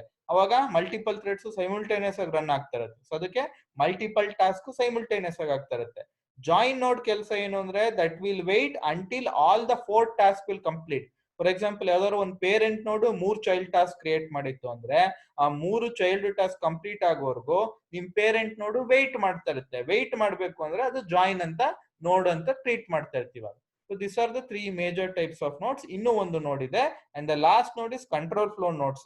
So ಅದ್ರದ್ದು ಇನ್ನೊಂದು extra explanation ಕೊಟ್ಟಿದ್ದಾನೆ. ಈ diagram ಏನಿದೆ ಇದು complex work flow. ಇಲ್ಲಿ ತೋರಿಸಿರೋದು ಒಂದು ಊಸಿ ಯೂಸ್ ಮಾಡಿ ಕ್ರಿಯೇಟ್ ಮಾಡಿರುವಂತ ಸಿಂಪಲ್ ವರ್ಕ್ ಫ್ಲೋ. ಇಲ್ಲಿ ತೋರಿಸಿರೋದು ಊಸಿ ಯೂಸ್ ಮಾಡಿ ಕ್ರಿಯೇಟ್ ಮಾಡಿರುವಂತ ಕಾಂಪ್ಲೆಕ್ಸ್ ವರ್ಕ್ ಫ್ಲೋ. ಇದು ಯಾವ ರೀತಿ ವರ್ಕ್ ಆಗುತ್ತೆ, ಅದ್ರಲ್ಲಿ ಏನ್ ರೆಪ್ರೆಸೆಂಟ್ ಮಾಡಿದ್ದಾರೆ ಅಂತ ಇವಾಗ ಅಬ್ಸರ್ವ್ ಮಾಡೋದು. ಸೊ ನಾನು ಆಗ್ಲೇ ಹೇಳ್ದಂಗೆ ನಿಮ್ ಕಂಟ್ರೋಲ್ ಫ್ಲೋ ನೋಟ್ಸ್ ಏನಿದೆ ಸ್ಟಾರ್ಟ್ ಮತ್ತೆ ಎಂಡ್ ಆಗಿ ಯೂಸ್ ಮಾಡ್ತಾರೆ. Apart from this your control flow notes ನ ಡಿಸಿಷನ್ ಚೆಕ್ ಮಾಡ್ಬೇಕಾದ್ರೂ ಯೂಸ್ ಮಾಡ್ಕೋಬಹುದು. ಈಗ ಡಿಸಿಷನ್ ಚೆಕ್ ಮಾಡಿದಾಗ ಪ್ರೀವಿಯಸ್ ಟಾಸ್ಕ್ ಏನಾದ್ರು ಕರೆಕ್ಟ್ ಆಗಿ ಎಕ್ಸಿಕ್ಯೂಟ್ ಆಗಿದ್ರೆ ಒಂದು ಕಡೆ ಫ್ಲೋ ಹೋಗ್ಬೇಕು, ಅಥವಾ ಅದ್ರಲ್ಲಿ ಏನಾದ್ರು ಎರರ್ ಬಂತು ಅಂದ್ರೆ ಇನ್ನೊಂದ್ ಕಡೆ ಫ್ಲೋ ಹೋಗ್ಬೇಕು. So based on the results of your previous action you will decide what will be your next action ಅನ್ನೋದನ್ನ ಡಿಸೈಡ್ ಮಾಡ್ತೀರಾ. ಸೊ ಆ ತರ ಡಿಸೈಡ್ ಮಾಡಕ್ಕೆ I can make use of a node called as control flow node ಅಂತ ಒಂದು node ನ use ಮಾಡ್ಕೋಬಹುದು. ಇಲ್ಲೇನು ಡಯಾಗ್ರಾಮ್ ರೆಪ್ರೆಸೆಂಟ್ ಮಾಡಿದರೆ it is a complex work flow which uses all the above types of node. ಈಗ ನಾನು ಏನ್ ಎಬೋ ಟೈಪ್ಸ್ ಆಫ್ ನೋಟ್ಸ್ ಬಗ್ಗೆ ಇನ್ಫಾರ್ಮೇಶನ್ ಕೊಟ್ಟೆ ಎಲ್ಲಾ ಟೈಪ್ ಆಫ್ ನೋಟ್ಸ್ ಯೂಸ್ ಮಾಡಿ ಕ್ರಿಯೇಟ್ ಮಾಡಿರುವಂತ ಈ ಪರ್ಟಿಕ್ಯುಲರ್ ವರ್ಕ್ ಫ್ಲೋ. ಇದು somewhat complex then compared to the work flow which we saw here which is very simple. So ಈ complex ಹೆಂಗೆ, first start node end node control flow node, next map reduce action node, next forking ಆಗ್ತಾ ಇದೆ ನೋಡಿ. So forking ಆಗ್ತಾ ಇದೆ ಅಂದ್ರೆ ಇದೆರಡು programs simultaneous ಆಗಿ ಎಕ್ಸಿಕ್ಯೂಟ್ ಆಗುತ್ತೆ. ಸೊ ಸೈಮಲ್ಟೇನಿಯಸ್ ಆಗಿ ಎಕ್ಸಿಕ್ಯೂಟ್ ಆಗ್ಬೇಕಾದ್ರೆ ನಿಮ್ ಫೋರ್ಕ್ ಆಗಿರುತ್ತಲ್ಲ ಮ್ಯಾಪ್ ರೆಡ್ಯೂಸ್ ಇನ್ನು ವೆಯ್ಟ್ ಮಾಡ್ತಾ ಇರೋದು. ಆಮೇಲೆ ಜಾಯಿನ್ ಅಂದ್ರೆ ನಿಮ್ದು ಮ್ಯಾಪ್ ರೆಡ್ಯೂಸ್ ವೆಯ್ಟ್ ಮಾಡ್ತಾ ಇರೋದು. ನೆಕ್ಸ್ಟ್ ನೋಡಿ ಇಲ್ಲಿ ಡಿಸಿಷನ್, ಇದನ್ನು ಕಂಟ್ರೋಲ್ ಫ್ಲೋ ನೋಡು. ಡಿಸಿಷನ್ ಏನ್ ಟ್ರೂ ಆಯ್ತು ಅಂದ್ರೆ ಮ್ಯಾಪ್ ರೆಡ್ಯೂಸ್ ಪೈಪ್ಸ್ ಹೋಗು, ಇಲ್ಲ ಅಂದ್ರೆ ಜಾವಾಗ್ ಬಾ ಅಂತ ಏನೋ ಕೊಟ್ಟಿದೆ. ಕೊನೆಯಲ್ಲಿ ಪುನಃ ಇನ್ನೊಂದು ಆಕ್ಷನ್ ನೋಡು, ಕೊನೆಯಲ್ಲಿ control flow node. So this is one more example of a complex work flow which you have created with the help of a tool called as Oozie. So ಈ ತರ ವರ್ಕ್ ಫ್ಲೋ ನ create ಮಾಡೋದ್ರಿಂದ ನೀವು ಒಂದು ಇದು ಮಾಡಬಹುದು, ಏನೋ proper ಆಗಿ ಅನಾಲಿಸಿಸ್ ಮಾಡಬಹುದು, ಜೊತೆಗೆ ಕೀಪ್ ಟ್ರ್ಯಾಕ್ ಮಾಡಬಹುದು. ನೀವು ಯಾವ ಸ್ಟೆಪ್ ಅಲ್ಲಿ ಇದ್ದೀರಾ, ಯಾವ ಸ್ಟೆಪ್ ಫೇಲ್ಯೂರ್ ಆಯ್ತು, ಏನ್ ಪ್ರಾಬ್ಲಮ್ ಇಂದ ಫೇಲ್ಯೂರ್ ಆಯ್ತು ಅಂತ ಕೀಪ್ ಟ್ರ್ಯಾಕ್ ಮಾಡಬಹುದು. So this is a major tool in big data analytics. Oozie ಅಂತ ಏನ್ ಟೂಲ್ ಇದೆ that is a major tool which is mainly used to create a workflow. With the help of workflow you can analyze where you are in your big data analytics. ಎಲ್ಲಿ ಯಾವ step ಅಲ್ಲಿ ಇದ್ದೀರಾ, ಯಾವ step ವರ್ಗೂ successful ಆಗಿ complete ಆಗಿದೆ, next ಯಾವ step ನ ಎಕ್ಸಿಕ್ಯೂಟ್ ಮಾಡಬೇಕು ಅಂತ ಒಂದು ಕ್ಲಿಯರ್ ಕಟ್ ಐಡಿಯಾ ಬಂದ್ಬಿಟ್ಟಿರುತ್ತೆ.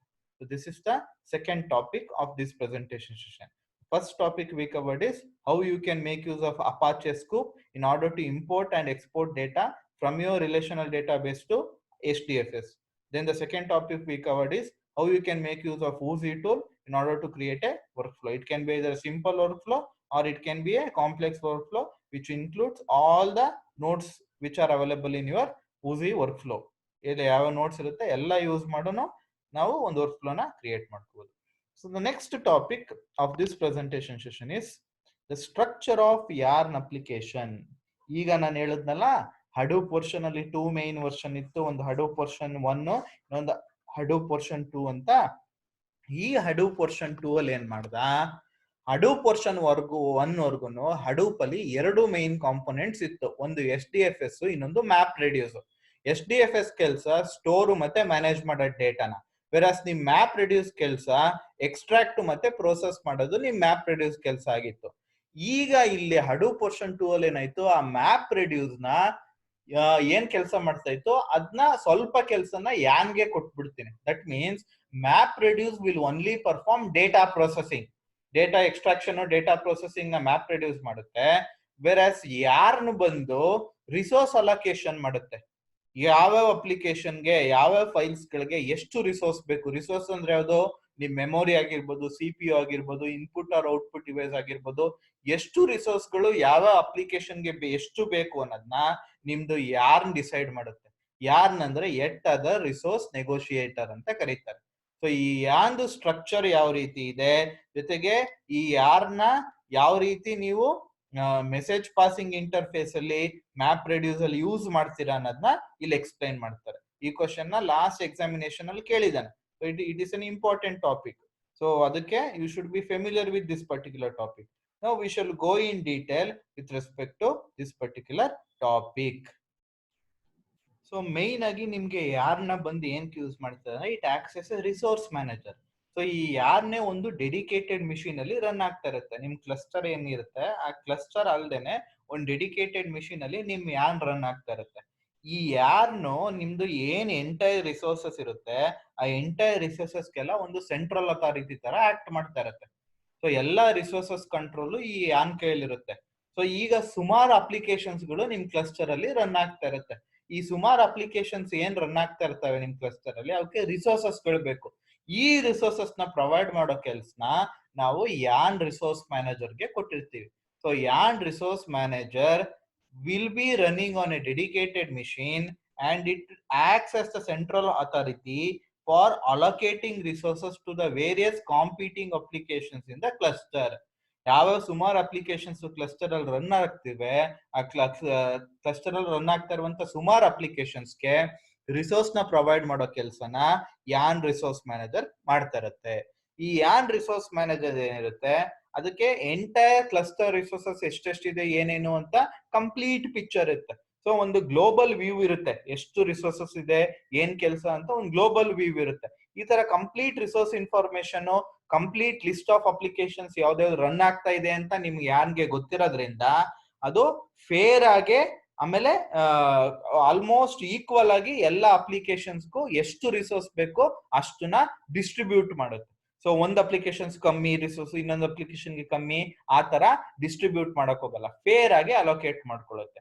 ಜೊತೆಗೆ ಡೈನಮಿಕ್ ಆಗಿ ಅಲೋಕೇಟ್ ಮಾಡುತ್ತೆ ರಿಸೋರ್ಸ್ ಮ್ಯಾನೇಜ್. ದಟ್ ಮೀನ್ಸ್ ಯಾವಾಗ ಅಪ್ಲಿಕೇಶನ್ಗೆ ಅವಶ್ಯಕತೆ ಇರುತ್ತೆ ರಿಸೋರ್ಸಸ್ ನ, ಅವಾಗ ನಿಮ್ ಯಾನ್ ರಿಸೋರ್ಸ್ ಮ್ಯಾನೇಜರು ಡೈನಮಿಕ್ ಆಗಿ ನಿಮ್ಗೆ ಪರ್ಟಿಕ್ಯುಲರ್ ಅಪ್ಲಿಕೇಶನ್ಗೆ ರಿಸೋರ್ಸಸ್ ನ ಪ್ರೊವೈಡ್ ಮಾಡ್ತಾ ಇರುತ್ತೆ.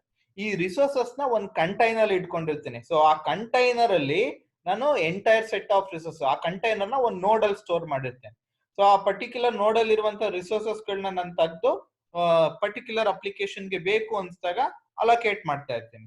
ಸೊ ಈ ತರ ರಿಸೋರ್ಸ್ ಮ್ಯಾನೇಜರ್ ಅಲೋಕೇಟ್ ಮಾಡ್ಬೇಕಾದ್ರೆ ನಿಮ್ದು ಅಪ್ಲಿಕೇಶನ್ ಏನಿರುತ್ತೆ that will be running on different notes. So ನಿಮ್ದು ಡೇಟಾ ನೋಟ್ಸ್ ಏನಿರುತ್ತೆ ಆ ಡಿಫ್ರೆಂಟ್ ನೋಟ್ಸ್ ಅಲ್ಲಿ ರನ್ ಆಗ್ತಾ ಇರುತ್ತೆ. ನಿಮ್ ರಿಸೋರ್ಸ್ ಮ್ಯಾನೇಜರು ಈಚ್ ನೋಡ್ ಅಲ್ಲಿ ಒಂದು ನೋಡ್ ಮ್ಯಾನೇಜರ್ ಅಂತ ಇರುತ್ತೆ. ಆ ನೋಡ್ ಮ್ಯಾನೇಜರ್ ಜೊತೆ ಇಂಟ್ರಾಕ್ಟ್ ಮಾಡ್ತಾ ಇರುತ್ತೆ ನಿಮ್ ರಿಸೋರ್ಸ್ ಮ್ಯಾನೇಜರ್. ಸೊ ಇಂಟ್ರಾಕ್ಟ್ ಮಾಡ್ಬೇಕಾದ್ರೆ ಅವಾಗ ನೋಡ್ ಮ್ಯಾನೇಜರ್ ಕಂಪ್ಲೀಟ್ ಇನ್ಫಾರ್ಮೇಶನ್ ಕೊಡ್ತಾರೆ. ಏದ್ರ ಬಗ್ಗೆ, ನಂಗೆ ಎಷ್ಟು ರಿಸೋರ್ಸ್ ಬೇಕು, ಎಲ್ಲೆಲ್ಲಿ ಫಾಲ್ಟ್ ಆಗಿದೆ, ಈ ತರ ಕಂಪ್ಲೀಟ್ ಇನ್ಫಾರ್ಮೇಶನ್ ನ ನೋಡ್ ಮ್ಯಾನೇಜರು ನಿಮ್ ಯಾನ್ಗೆ ಪ್ರೊವೈಡ್ ಮಾಡ್ತಾ ಇರ್ತಾರೆ. ಸೊ ಅವಾಗ ಯಾನ್ಗೆ ಇನ್ನೂ ಈಸಿ ಆಗುತ್ತೆ ರಿಸೋರ್ಸ್ ನ ಅಲೋಕೇಟ್ ಮಾಡ್ಕೊಳಕ್ಕೆ. ಸೊ ಯುವರ್ ರಿಸೋರ್ಸ್ ಮ್ಯಾನೇಜರ್ ಏನಿರುತ್ತೆ it will depend entirely on the node manager for the global view of the cluster. That means ಎಷ್ಟು ನಂಬರ್ ಆಫ್ ನೋಡ್ಸ್ ಇದೆ, ಎಷ್ಟು ಯಾವ್ಯಾವ ನೋಡ್ಸ್ ಅಲ್ಲಿ ಅಪ್ಲಿಕೇಶನ್ ರನ್ ಆಗ್ತಾ ಇದೆ, ಯಾವ್ಯಾವ ನೋಟ್ಸ್ ಅಲ್ಲಿ ಎಷ್ಟು ರಿಸೋರ್ಸ್ ಇದೆ, ಇನ್ನು ಎಷ್ಟು ರಿಸೋರ್ಸ್ ಬೇಕು, ಅಷ್ಟು ಇನ್ಫಾರ್ಮೇಶನ್ ನ ನಿಮ್ ನೋಡ್ ಮ್ಯಾನೇಜರ್ಸ್ ರಿಸೋರ್ಸ್ ಮ್ಯಾನೇಜರ್ಗೆ ಪ್ರೊವೈಡ್ ಮಾಡ್ತಾ ಇರ್ತಾರೆ. Based on the information provided by node manager to the resource manager, ನಿಮ್ ರಿಸೋರ್ಸ್ ಮ್ಯಾನೇಜರ್ ಎಷ್ಟು ರಿಸೋರ್ಸ್ ಬೇಕೋ ಅಷ್ಟನ್ನ ನೋಡ್ ಕರೆಸ್ಪಾಂಡಿಂಗ್ ನೋಟ್ಸ್ಗೆ ಅಲೋಕೇಟ್ ಮಾಡ್ತಾ ಇರತ್ತೆ. So yarn ಏನಿದೆ that mainly acts as a resource manager. It will communicate with the node manager and correspondingly it will allocate resources to the nodes which will be running on different applications. Okay. So this user applications ಏನಿರುತ್ತೆ, the user applications which wants to run in Hadoop cluster. Hadoop cluster ಅಲ್ಲಿ run ಆಗ್ಬೇಕಾಗಿರುವಂತ user application first ನಾವು resource ಮ್ಯಾನೇಜರ್ಗೆ submit ಮಾಡ್ತೀವಿ. Because ರಿಸೋರ್ಸೇ ಇಲ್ಲ ಅಂದ್ರೆ they cannot run in the cluster. So ಅದಕ್ಕೆ ನಾವು ಫಸ್ಟ್ ಯಾವ್ಯಾವ ಯೂಸರ್ ಅಪ್ಲಿಕೇಶನ್ಸ್ ಹಡೂಪ್ ಕ್ಲಸ್ಟರ್ ಅಲ್ಲಿ ರನ್ ಆಗ್ಬೇಕು ಅದನ್ನ ರಿಸೋರ್ಸ್ ಮ್ಯಾನೇಜರ್ಗೆ ಸಬ್ಮಿಟ್ ಮಾಡ್ತೀನಿ. ಸಬ್ಮಿಟ್ ಮಾಡಾದ್ಮೇಲೆ ಇಲ್ಲಿ ಒಂದು resource manager admission control phase ಅಂತ ಒಂದು ಫೇಸ್ ಇಟ್ಕೊಂಡಿರುತ್ತೆ. ಅಲ್ಲಿ ಈ ಪರ್ಟಿಕ್ಯುಲರ್ ಅಪ್ಲಿಕೇಶನ್ ಇಲ್ಲಿ ರನ್ ಆಗ್ಬೋದಾ ಅಂತ ಎಲ್ಲಾ ಸೆಕ್ಯೂರಿಟಿ ರಿಲೇಟೆಡ್ ಆಪ್ಷನ್ಸ್ ನ ಚೆಕ್ ಮಾಡ್ಕೊಳ್ಳುತ್ತೆ. ಒನ್ಸ್ ಆ ತರ ಚೆಕಿಂಗ್ಸ್ ಎಲ್ಲ ವೆರಿಫಿಕೇಶನ್ ಆದ್ಮೇಲೆ ಅಡ್ಮಿನಿಸ್ಟ್ರೇಟಿವ್ ಚೆಕ್, ಅಡ್ಮಿಷನ್ ಚೆಕ್ಸ್ ಎಲ್ಲ ಕಂಪ್ಲೀಟ್ ಆದ್ಮೇಲೆ ಆ ಅಪ್ಲಿಕೇಶನ್ ಶೆಡ್ಯೂಲರ್ ಹತ್ರ ಹೋಗುತ್ತೆ, ಯಾನ್ ಶೆಡ್ಯೂಲರ್ ಹತ್ರ ಹೋಗುತ್ತೆ, ಅಲ್ಲಿ ರಿಸೋರ್ಸ್ ಅಲೋಕೇಟ್ ಮಾಡುತ್ತೆ. ಆ ಅಪ್ಲಿಕೇಶನ್ಸ್ ಅಲ್ಲಿ ರನ್ ಮಾಡ್ಕೊಂಡು ಎಷ್ಟು ರಿಸೋರ್ಸ್ ಬೇಕು ಅಂತ ಕೇಳ್ತವೆ. ಒನ್ಸ್ ಶೆಡ್ಯೂಲರ್ ಹತ್ರ ಎನಾಫ್ ರಿಸೋರ್ಸ್ ಇದೆ, ಈ ಅಪ್ಲಿಕೇಶನ್ಗೆ ಅಷ್ಟು ರಿಸೋರ್ಸಸ್ ನ ನಾನು ಕೊಡ್ಬೋದು ಅಂತ ಗೊತ್ತಾದಾಗ ಆ ಪರ್ಟಿಕ್ಯುಲರ್ ಅಪ್ಲಿಕೇಶನ್ ನ ನಾವು ಅಕ್ಸೆಪ್ಟೆಡ್ ಸ್ಟೇಟ್ ಇಂದ ರನ್ನಿಂಗ್ ಸ್ಟೇಟ್ ಗೆ ಮೂವ್ ಮಾಡ್ತೀವಿ. ಸೊ ಅವಾಗ ನೀವು ಆ ಪರ್ಟಿಕ್ಯುಲರ್ ಅಪ್ಲಿಕೇಶನ್ಗೆ ನೀಡೆಡ್ ಎನಫ್ ರಿಸೋರ್ಸಸ್ ನ ಪ್ರೊವೈಡ್ ಮಾಡಿದ್ದೀರಾ ಅಂತ. ಸೊ ಈ ತರ ಎರಡು ಸ್ಟೆಪ್ ಆಗುತ್ತೆ. Initially you will submit the user application to that particular resource manager. Then a security check will be done, that is administration control phase ಆಗುತ್ತೆ. ಅದು ಕಂಪ್ಲೀಟ್ ಆಯ್ತಂದ್ರೆ you will allow the application to run on YAN scheduler. Then the YAN scheduler will check whether the resources are available to give for this particular application ಅಂತ check ಮಾಡುತ್ತೆ. Resources available ಇತ್ತು ಅಂದ್ರೆ then your particular application will move from accepted state to running state ಗೆ ಆ particular application ಅವಾಗ move ಆಗುತ್ತೆ. So this is how your application will get deployed in the Hadoop cluster. So ನಾನೇನು ನೋಡ್ managers ಅಂತ ಹೇಳಿದೆ, ಆ ನೋಡ್ managers will be communicating with resource manager. But in between this ನೋಡ್ ಮ್ಯಾನೇಜರ್ ಅಂಡ್ ರಿಸೋರ್ಸ್ ಮ್ಯಾನೇಜರ್ ಒಂದು application master ಅಂತ ಇರುತ್ತೆ. ಎಂಟೈರ್ ಅಪ್ಲಿಕೇಶನ್ಗೆ ಒಂದು ಅಪ್ಲಿಕೇಶನ್ ಮಾಸ್ಟರ್ ಅಥವಾ ಸಿಂಪಲ್ ಆಗಿ ಮಾಸ್ಟರ್ ಅಂತ ಕರಿತೇನೆ. ಈ ಅಪ್ಲಿಕೇಶನ್ ಮಾಸ್ಟರ್ ಕೆಲಸ ಏನು ಅಂದ್ರೆ ಆ ಅಪ್ಲಿಕೇಶನ್ ಒಳಗೆ ಯಾವೆಲ್ಲ ನೋಟ್ಸ್ ಗಳು ರನ್ ಆಗ್ತಾ ಇದೆ ಅದಕ್ಕೆ ಏನಾದ್ರು ಡೈನಾಮಿಕಲಿ ರಿಸೋರ್ಸಸ್ ಬೇಕಾ ಅಂತ ಚೆಕ್ ಮಾಡಿ ರಿಸೋರ್ಸ್ ಮ್ಯಾನೇಜರ್ಗೆ ಇನ್ಫಾರ್ಮ್ ಮಾಡುತ್ತೆ. ಅಥವಾ ರಿಸೋರ್ಸಸ್ ಬೇಡ ಸುಮ್ನೆ ವೇಸ್ಟ್ ಆಗ್ತಾ ಇದೆ ಅಂದ್ರೂ ಸಹ ರಿಸೋರ್ಸ್ ಮ್ಯಾನೇಜರ್ಗೆ ಇನ್ಫಾರ್ಮ್ ಮಾಡುತ್ತೆ. ಅವಾಗ ಡೈನಾಮಿಕ್ ಆಗಿ ರಿಸೋರ್ಸಸ್ ನ ಡಿಕ್ರೀಸ್ ಮಾಡ್ತೀವಿ. ಸೊ ಡೈನಾಮಿಕಲಿ ರಿಸೋರ್ಸಸ್ ನ ಇನ್ಕ್ರೀಸ್ ಮಾಡಬೇಕು, ಡಿಕ್ರೀಸ್ ಮಾಡಬೇಕು ಅಂದ್ರೆ ಈ ಅಪ್ಲಿಕೇಶನ್ ಇರುವಂತ ಅಪ್ಲಿಕೇಶನ್ ಮಾಸ್ಟರ್ ಮೇಜರ್ ರೋಲ್ ನ ಪ್ಲೇ ಮಾಡುತ್ತೆ. ಸಪೋಸ್ ಅಪ್ಲಿಕೇಶನ್ ಅಲ್ಲಿ ಯಾವ್ದಾದ್ರು ನೋಡು ಫಾಲ್ಟಿ ಆಗಿದ್ರೆ ಅದೆಲ್ಲ ಪ್ರಾಬ್ಲಮ್ಸ್ ಗಳನ್ನು ರಿಸಾಲ್ವ್ ಮಾಡೋ ಕೇಪಬಿಲಿಟಿ ನಿಮ್ಮ ಅಪ್ಲಿಕೇಶನ್ ಮಾಸ್ಟರ್ ಇರುತ್ತೆ. ಯೂಶಲ್ ಆಗಿ ಅಪ್ಲಿಕೇಶನ್ ಮಾಸ್ಟರ್ ನ ನಾವು ಒಂದು ಪ್ರೋಗ್ರಾಮಿಂಗ್ ಲ್ಯಾಂಗ್ವೇಜ್ ಅಲ್ಲಿ ಬರ್ಕೊಂಡಿರ್ತೀವಿ ಆ ಪರ್ಟಿಕ್ಯುಲರ್ ಅಪ್ಲಿಕೇಶನ್ ಮಾಸ್ಟರ್ ನ. ಸೊ ಎಲ್ಲಾ communication between the resource manager ಮತ್ತೆ ನೋಡ್ ಮ್ಯಾನೇಜರು ಮತ್ತೆ ಅಪ್ಲಿಕೇಶನ್ ಮಾಸ್ಟರ್ ರಿಸೋರ್ಸ್ ಮ್ಯಾನೇಜರ್ ನಡುವೆ communication, application master node manager ನಡುವೆ ಕಮ್ಯುನಿಕೇಶನ್, ಎಲ್ಲಾ ಕಮ್ಯುನಿಕೇಶನ್ ಎನ್ಕೋಡೆಡ್ ಫಾರ್ಮ್ ಅಲ್ಲೇ ಸ್ಟೋರ್ ಮಾಡಿರ್ತಾರೆ. So there won't be any information leak about the communication ಏನಾಗ್ತಿರುತ್ತೆ ಅದ್ರ ಬಗ್ಗೆ ಯಾವುದೇ ಇನ್ಫಾರ್ಮೇಶನ್ ಲೀಕ್ ಆಗ್ತಿರಲ್ಲ. ಸೊ ಯೂಶಲ್ ಆಗಿ ಒಂದು ಅಪ್ಲಿಕೇಶನ್ ರನ್ ಆಗ್ಬೇಕಾದ್ರೆ ಆ ಅಪ್ಲಿಕೇಶನ್ಗೆ ಒಂದು ಸುಮಾರು ರಿಸೋರ್ಸಸ್ ಅವಶ್ಯಕತೆ ಇರುತ್ತೆ. So in order to run that particular application it might require many number of resources. ಜೊತೆಗೆ ಆ ರಿಸೋರ್ಸಸ್ ಸಹ ಕೆಲವೊಂದು ಸ್ಪೆಸಿಫಿಕ್ ಇನ್ಫಾರ್ಮೇಶನ್ ನ ಪ್ರೊವೈಡ್ ಮಾಡ್ಬೇಕಾಗಿರುತ್ತೆ. ನನ್ಗೆ ಈ ಟೈಪ್ ಆಫ್ ರಿಸೋರ್ಸಸ್ ಬೇಕು, ರಿಸೋರ್ಸಸ್ಗೆ ಇಷ್ಟು ಕೇಪಬಿಲಿಟಿ ಇರಬೇಕು ಅಂತ ಸ್ಪೆಸಿಫಿಕ್ ಇನ್ಫಾರ್ಮೇಶನ್ ನ ಪ್ರೊವೈಡ್ ಮಾಡ್ಬೇಕಾಗಿರುತ್ತೆ. ಸೊ ಅದನ್ನೇ ಹೇಳಿರೋದು ನಿಮ್ದು ಅಪ್ಲಿಕೇಶನ್ ಮಾಸ್ಟರ್ ಏನಿರುತ್ತೆ that needs to harness the processing power of multiple servers to processing power use ಮಾಡಿ ಒಂದ್ ಜಾಬ್ ನ ಕಂಪ್ಲೀಟ್ ಮಾಡೋ ಅವಶ್ಯಕತೆ ಇರುತ್ತೆ. ಅಂತ ಟೈಮ್ ಅಲ್ಲಿ ನಿಮ್ ಅಪ್ಲಿಕೇಶನ್ ಮಾಸ್ಟರ್ ರಿಸೋರ್ಸ್ ರಿಕ್ವೆಸ್ಟ್ ನ ರಿಸೋರ್ಸ್ ಮ್ಯಾನೇಜರ್ ಕೊಡೋ ಟೈಮ್ ಅಲ್ಲಿ ಸ್ಪೆಸಿಫಿಕೇಶನ್ ನ ಮೆನ್ಷನ್ ಮಾಡುತ್ತೆ. ಏನೆಲ್ಲ ಸ್ಪೆಸಿಫಿಕೇಶನ್, ನನ್ಗೆ ಸರ್ವರ್ ಹತ್ರದಲ್ಲೇ ಇರಬೇಕು, ತುಂಬಾ ದೂರದಲ್ಲಿ ಇರಬಾರ್ದು, ನನ್ಗೆ ಯಾವ ರಿಸೋರ್ಸಸ್ ಕಂಟೈನರ್ ಕೊಡ್ತಾ ಇದ್ದೀರಾ, ಅದಕ್ಕೆ ಏನೆಲ್ಲ ಪ್ರಾಪರ್ಟೀಸ್ ಇರಬೇಕು ಅಂತ ಈ ತರ ಎಲ್ಲ ಇನ್ಫಾರ್ಮೇಶನ್ ಪ್ರೊವೈಡ್ ಮಾಡುತ್ತೆ ನಿಮ್ಮ ಅಪ್ಲಿಕೇಶನ್ ಮಾಸ್ಟರ್ ರಿಸೋರ್ಸ್ ಮ್ಯಾನೇಜರ್ಗೆ. ಆ ರಿಸೋರ್ಸ್ ಮ್ಯಾನೇಜರ್ ಚೆಕ್ ಮಾಡುತ್ತೆ ಈ ಎಲ್ಲಾ ರಿಸೋರ್ಸ್ ರಿಕ್ವೆಸ್ಟ್ ನಾನು ಸ್ಯಾಟಿಸ್ಫೈ ಮಾಡ್ಬೋದಾ ಅಂತ. ಸ್ಯಾಟಿಸ್ಫೈ ಮಾಡೋದಿದ್ರೆ ಅದ್ರ ಅವೈಲಬಿಲಿಟಿ ಮೇಲೆ ಜೊತೆಗೆ ಶೆಡ್ಯೂಲಿಂಗ್ ಪಾಲಿಸಿ ಮೇಲೆ, ಯಾರು ಫಸ್ಟ್ ಕಮ್ ಫಸ್ಟ್ ಸರ್ವೋ ಅಥವಾ ಶಾರ್ಟೆಸ್ಟ್ ಜಾಬ್ ಫಸ್ಟ್ ಅಥವಾ ಶೆಡ್ಯೂಲಿಂಗ್ ಪಾಲಿಸಿ ಮೇಲೆ ಆ ರಿಸೋರ್ಸ್ ರಿಕ್ವೆಸ್ಟ್ ನ ಸ್ಯಾಟಿಸ್ಫೈ ಮಾಡುತ್ತೆ. ಸೊ ಯಾವಾಗ ರಿಸೋರ್ಸ್ ಶೆಡ್ಯೂಲ್ ಆಗುತ್ತೆ ಅಪ್ಲಿಕೇಶನ್ ಮ್ಯಾನೇಜರ್ಗೆ, ಆ ರಿಸೋರ್ಸ್ ಮ್ಯಾನೇಜರ್ಗೆ ಒಂದು ಲೀಸ್ ತರ ಕೊಟ್ಟಂಗಾಗುತ್ತೆ ರಿಸೋರ್ಸ್ ನ. ನೀನ್ ಇಷ್ಟು ನಿಮ್ ಅಪ್ಲಿಕೇಶನ್ ಕಂಪ್ಲೀಟ್ ಆಗೋವರೆಗೂ ಯೂಸ್ ಮಾಡೋ, ಕಂಪ್ಲೀಟ್ ಆದ್ಮೇಲೆ ವಾಪಸ್ ರಿಸೋರ್ಸ್ ನ ನನ್ಗೆ ರಿಟರ್ನ್ ಮಾಡ್ಬೇಕು ಅಂತ ಹೇಳುತ್ತೆ. ಸೊ ಅವಾಗ ನಿಮ್ resource manager application master heart beat ನ ರೆಗ್ಯುಲರ್ ಆಗಿ ಚೆಕ್ ಮಾಡ್ತಾ ಇರುತ್ತೆ. ಇದು ಇನ್ನು ಅಲೈವ್ ಆಗಿದೆಯಾ, ರಿಸೋರ್ಸಸ್ ಎಲ್ಲ ನಂಗೆ ಇನ್ನೂ ರಿಟರ್ನ್ ಮಾಡಿಲ್ವಲ್ಲ ಅಂತ ಚೆಕ್ ಮಾಡ್ತಾ ಇರುತ್ತೆ. ನಿಮ್ ಅಪ್ಲಿಕೇಶನ್ ಮಾಸ್ಟರ್ ಇಂಟರ್ನ್ ನೋಡ್ ಮ್ಯಾನೇಜರ್ಗೆ ರಿಸೋರ್ಸ್ ಗಳು ಕೊಡುತ್ತೆ. ಬಿಕಾಸ್ ಅಲ್ಲೇ ಆಕ್ಚುಲ್ ಆಗಿ ಆಕ್ಷನ್ ಅಥವಾ ಪ್ರೋಸೆಸ್ ಆಕ್ಟಿವಿಟಿ ಪರ್ಫಾರ್ಮ್ ಆಗೋದು. ಆ ನೋಡ್ ಮ್ಯಾನೇಜರ್ ರಿಸೋರ್ಸಸ್ ನ ಸ್ಟಾರ್ಟ್ ಮಾಡ್ಕೊಂಡು ಎಕ್ಸಿಕ್ಯೂಷನ್ ಮಾಡ್ತಾ ಇರುತ್ತೆ. ಈ ಅಪ್ಲಿಕೇಶನ್ ಮಾಸ್ಟರ್ ನಿಮ್ ನೋಡ್ ಮ್ಯಾನೇಜರ್ಗೆ ರಿಸೋರ್ಸ್ ನ ಲೀಸ್ ಕೊಟ್ಟಂಗೈತಿ ಈಗ. ಸೊ ಅವಾಗ ಅಪ್ಲಿಕೇಶನ್ ಮಾಸ್ಟರ್ ನೋಡ್ ಮ್ಯಾನೇಜರ್ ಅಲ್ಲಿ ಚೆಕ್ ಮಾಡ್ತಾ ಇರ್ತವೆ, ಇವು ಫ್ರೀಕ್ವೆಂಟ್ ಆಗಿ ಕರೆಕ್ಟ್ ಆಗಿ ರನ್ ಆಗ್ತಾ ಇದೆಯಾ, ರಿಸೋರ್ಸಸ್ ನ ಯೂಸ್ ಮಾಡ್ಕೋತಾ ಇದೀವಾ, ರಿಸೋರ್ಸಸ್ ಬ್ಯಾಡ್ವಾ, ಇದಕ್ಕೆ ರಿಸೋರ್ಸಸ್ ನ ಡಿಕ್ರೀಸ್ ಮಾಡ್ಬಿಟ್ಟು ನಾನು ವಾಪಸ್ ರಿಸೋರ್ಸಸ್ ಮ್ಯಾನೇಜರ್ ಕೊಡ್ಲಾ, ಇಲ್ಲ ಡೈನಾಮಿಕ್ ಆಗಿ ಇನ್ನೊಂದ್ ಸ್ವಲ್ಪ ರಿಸೋರ್ಸಸ್ ನ ಇನ್ಕ್ರೀಸ್ ಮಾಡ್ಬೇಕಾ ಅನ್ನೋದನ್ನ ನಿಮ್ ಅಪ್ಲಿಕೇಶನ್ ಮಾಸ್ಟರ್ ನೋಡ್ ಮ್ಯಾನೇಜರ್ ಮುಖಾಂತರ ಇನ್ಫಾರ್ಮೇಶನ್ ನ ತಗೋತಾ ಇರುತ್ತೆ. ಸೊ ಈ ತರ ನಿಮ್ದು ಒಂದ್ 3 ಲೇಯರ್ಸ್ ಕ್ರಿಯೇಟ್ ಆಗುತ್ತೆ: resource manager, application master, node manager. ಈ ರೀತಿ ರಿಸೋರ್ಸ್ ಅಲೋಕೇಶನ್ ನ ನಿಮ್ ಯಾನ್ ಶೆಡ್ಯೂಲರ್ ಮಾಡ್ತಾ ಇರುತ್ತೆ ಅಥವಾ ಯಾನ್ ರಿಸೋರ್ಸ್ ಮ್ಯಾನೇಜರ್ ಮಾಡ್ತಾ ಇರುತ್ತೆ. ಈ ಕೆಲಸನ ಹಡೂಪ್ ವರ್ಷನ್ 1 ನಲ್ಲಿ ಮ್ಯಾಪ್ ರೆಡ್ಯೂಸ್ ಮಾಡ್ತಾ ಇತ್ತು.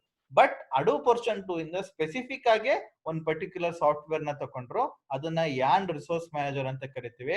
ಏನೇ ರಿಸೋರ್ಸ್ ಮ್ಯಾನೇಜ್ಮೆಂಟ್ ಯಾವುದೇ ಅಪ್ಲಿಕೇಶನ್ ಗೆ ಆಗ್ಬೇಕು ಅಂದ್ರೂ that will happen with the help of YARN resource manager ಆಗ್ಬೇಕು ಅನ್ನೋದನ್ನ ಈ ಪರ್ಟಿಕ್ಯುಲರ್ ಟಾಪಿಕ್ ಈಗ ಎಕ್ಸ್ಪ್ಲೈನ್ ಮಾಡ್ತಾ ಇದೆ. Now we shall look in to the diagram of this particular YARN resource manager ಯಾವ ರೀತಿ ಅನ್ನೋದನ್ನ ಒಂದು ಎಕ್ಸಾಂಪಲ್ ಮುಖಾಂತರ ಒಂದು ಡಯಾಗ್ರಾಮ್ ಅಲ್ಲಿ ಅಬ್ಸರ್ವ್ ಮಾಡ್ಕೊಳ್ಳೋದು. ಓಕೆ, ಸೊ ನಿಮ್ದು ಬಿಲೋ ಫಿಗರ್ ಏನಿದೆ, this particular below figure represents the relationship between application ಮತ್ತೆ ಯಾನ್ ಕಾಂಪೊನೆಂಟ್ಸ್. ಯಾವ್ದಾದ್ರು ಒಂದು ಅಪ್ಲಿಕೇಶನ್ ರನ್ ಆಗ್ಬೇಕು ಅಂದ್ರೆ ಆ ಅಪ್ಲಿಕೇಶನ್ಗೂ ಯಾನ್ ಕಾಂಪೊನೆಂಟ್ಸ್ಗೂ ಯಾವ ರೀತಿ ರಿಲೇಶನ್ ಇದೆ ಅನ್ನೋದನ್ನ ಈ ಪರ್ಟಿಕ್ಯುಲರ್ ಬಿಲೋ ಡಯಾಗ್ರಾಮ್ ರೆಪ್ರೆಸೆಂಟ್ ಮಾಡುತ್ತೆ. ಯಾನ್ ಕಾಂಪೊನೆಂಟ್ಸ್ ಏನಿದೆ ಅದನ್ನ ಲಾರ್ಜ್ ಔಟರ್ ಬಾಕ್ಸ್ ಅಲ್ಲಿ ರೆಪ್ರೆಸೆಂಟ್ ಮಾಡಿದ್ದಾರೆ. As you can see here, ಈ ಲಾರ್ಜ್ ರೆಕ್ಟಾಂಗ್ಯುಲರ್ ಬಾಕ್ಸ್ ಏನಿದೆ ನಿಮ್ ರಿಸೋರ್ಸ್ ಮ್ಯಾನೇಜರ್, ನಿಮ್ ನೋಡ್ ಮ್ಯಾನೇಜರ್ಸ್, ಇದೆಲ್ಲ ನೋಡ್ ಮ್ಯಾನೇಜರ್ಸ್. ಸೊ ಅಪ್ಲಿಕೇಶನ್ ರನ್ ಮಾಡ್ಬೇಕಾದ್ರೆ ಈ ಎಲ್ಲಾ ನೋಡ್ಗಳನ್ನ ಯೂಸ್ ಮಾಡ್ತೀನಿ. ಈ ರಿಸೋರ್ಸ್ ಮ್ಯಾನೇಜರ್, ನೋಡ್ ಮ್ಯಾನೇಜರ್ ಎಲ್ಲ ಏನಿದೆ ಇದನ್ನ ಯಾನ್ ಕಾಂಪೊನೆಂಟ್ಸ್ ಅಂತ ಕರಿತೀನಿ. ಸೊ ಇದೆಲ್ಲ ಯಾನ್ components. And the two applications appear A small box. ಇದೆರಡು ನಿಮ್ದು ಅಪ್ಲಿಕೇಶನ್, ಒಂದು ಮ್ಯಾಪ್ ರೆಡ್ಯೂಸ್ ಕ್ಲೈಂಟ್, ಇನ್ನೊಂದು MPI client. one dark and one light. Each application uses a different application master. ಈಗ ಅಪ್ಲಿಕೇಶನ್ ಮಾಸ್ಟರ್ ಬಗ್ಗೆ ಇನ್ಫಾರ್ಮೇಶನ್ ಕೊಟ್ಟನಲ್ಲ, so ಇಲ್ಲಿ ನಾವು ತೋರಿಸಿರುವಂತ ಫಿಗರ್ ಅಲ್ಲಿ ಪ್ರತಿಯೊಂದು ಅಪ್ಲಿಕೇಶನ್ ಡಿಫರೆಂಟ್ ಅಪ್ಲಿಕೇಶನ್ ಮಾಸ್ಟರ್ ನ ಯೂಸ್ ಮಾಡ್ತಾರೆ ಅಂತ ಹೇಳ್ತಿದ್ದಾರೆ. ಡಾರ್ಕರ್ ಕ್ಲೈಂಟ್ ಏನ್ ತೋರಿಸಿದ್ದಾರೆ, it is using message passing interface. So ಇದು message passing interface application master ನ ಯೂಸ್ ಮಾಡ್ತಾ ಇದೆ. ಬೇರೆ ಸೆಕೆಂಡ್ ಒನ್ ಏನಿದೆ, lighter one, it is using traditional map reduce application. Normal ಆಗಿ నేను ಫಸ್ಟ್ ಮಾಡ್ಯೂಲ್ ಅಲ್ಲಿ ಏನ್ ಎಕ್ಸ್ಪ್ಲೈನ್ ಮಾಡಿದೆ, ಆ ಟ್ರೆಡಿಷನಲ್ ಮ್ಯಾಪ್ ರೆಡ್ಯೂಸ್ ಅಪ್ಲಿಕೇಶನ್ ಅಥವಾ ಅಪ್ಲಿಕೇಶನ್ ಮಾಸ್ಟರ್ ನ ಯೂಸ್ ಮಾಡ್ತಾ ಇತ್ತು. ವೆರಸ್ ಇದು message passing interface application master ನ ಯೂಸ್ ಮಾಡ್ತಾ ಇತ್ತು. ಅದನ್ನ ಹೇಳ್ತಾ ಇರೋದು ಯಾನ್ ಆರ್ಕಿಟೆಕ್ಚರ್ ವಿತ್ ಟೂ ಕ್ಲೈಂಟ್ಸ್. ಇದೊಂದು ಕ್ಲೈಂಟ್, ಇದೊಂದು ಕ್ಲೈಂಟ್, ಎರಡು different application which are using two different application master. The darker client ಏನಿದೆ is running an MPI application, message passing interface application run ಮಾಡ್ತಾ ಐತೆ. whereas the lighter client is running the map reduce application.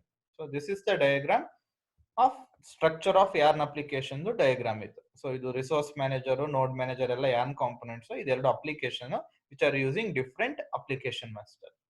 So ಇದನ್ನ ನಿಮ್ಗೆ exam ಅಲ್ಲಿ ಕೇಳೋ chances ಇರುತ್ತೆ. Either how you can define the structure of yarn applications ಅಂತ ಕೇಳ್ಬೋದು, or explain how you can use map reduce and MPI client in yarn ಅಂತ ಏನಾದ್ರು ಕೇಳ್ಬೋದು.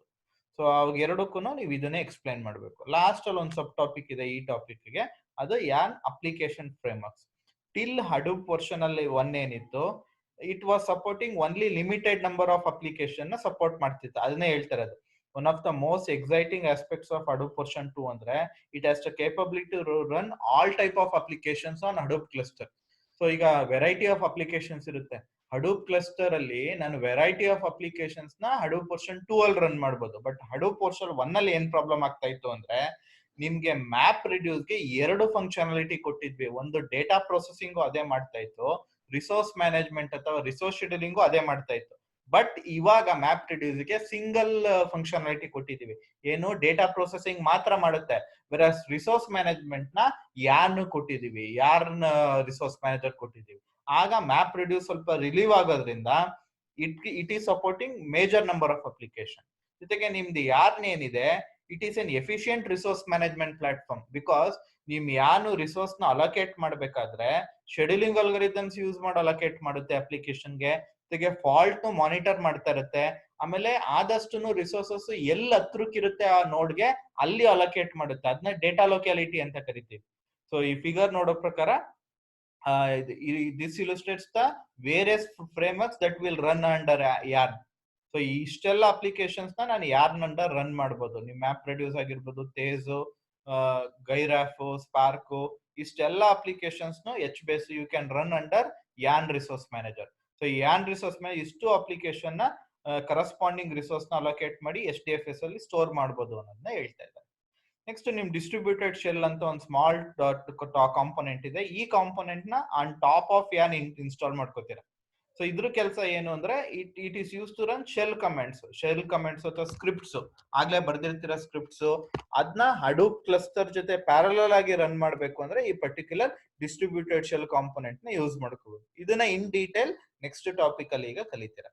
ಸೊ ಇದು ಈ ಥರ್ಡ್ ಟಾಪಿಕ್. ನೀವು ಎಕ್ಸಾಮ್ ಅಲ್ಲಿ ಕೇಳಿದ್ರೆ explain the structure of yarn application ಅಂತ ಕೇಳಿದ್ರೆ, ಅಥವಾ explain how yarn application is used for application such as map reduce and message passing interface MPA ಅಂತ ಕೇಳಿದ್ರು ಇಷ್ಟುನು ಇಲ್ಲಿಂದ ಇರೋದು ಸ್ಟ್ರಕ್ಚರ್ ಆಫ್ ಯಾರ್ನ್ ಅಪ್ಲಿಕೇಶನ್ ಇಂದ ಇರೋದು ಯಾರ್ನ್ ಅಪ್ಲಿಕೇಶನ್ ಫ್ರೇಮ್ ವರ್ಕ್ಸ್ ಅನ್ನು ಬರೀಬೇಕು. So this is your third topic.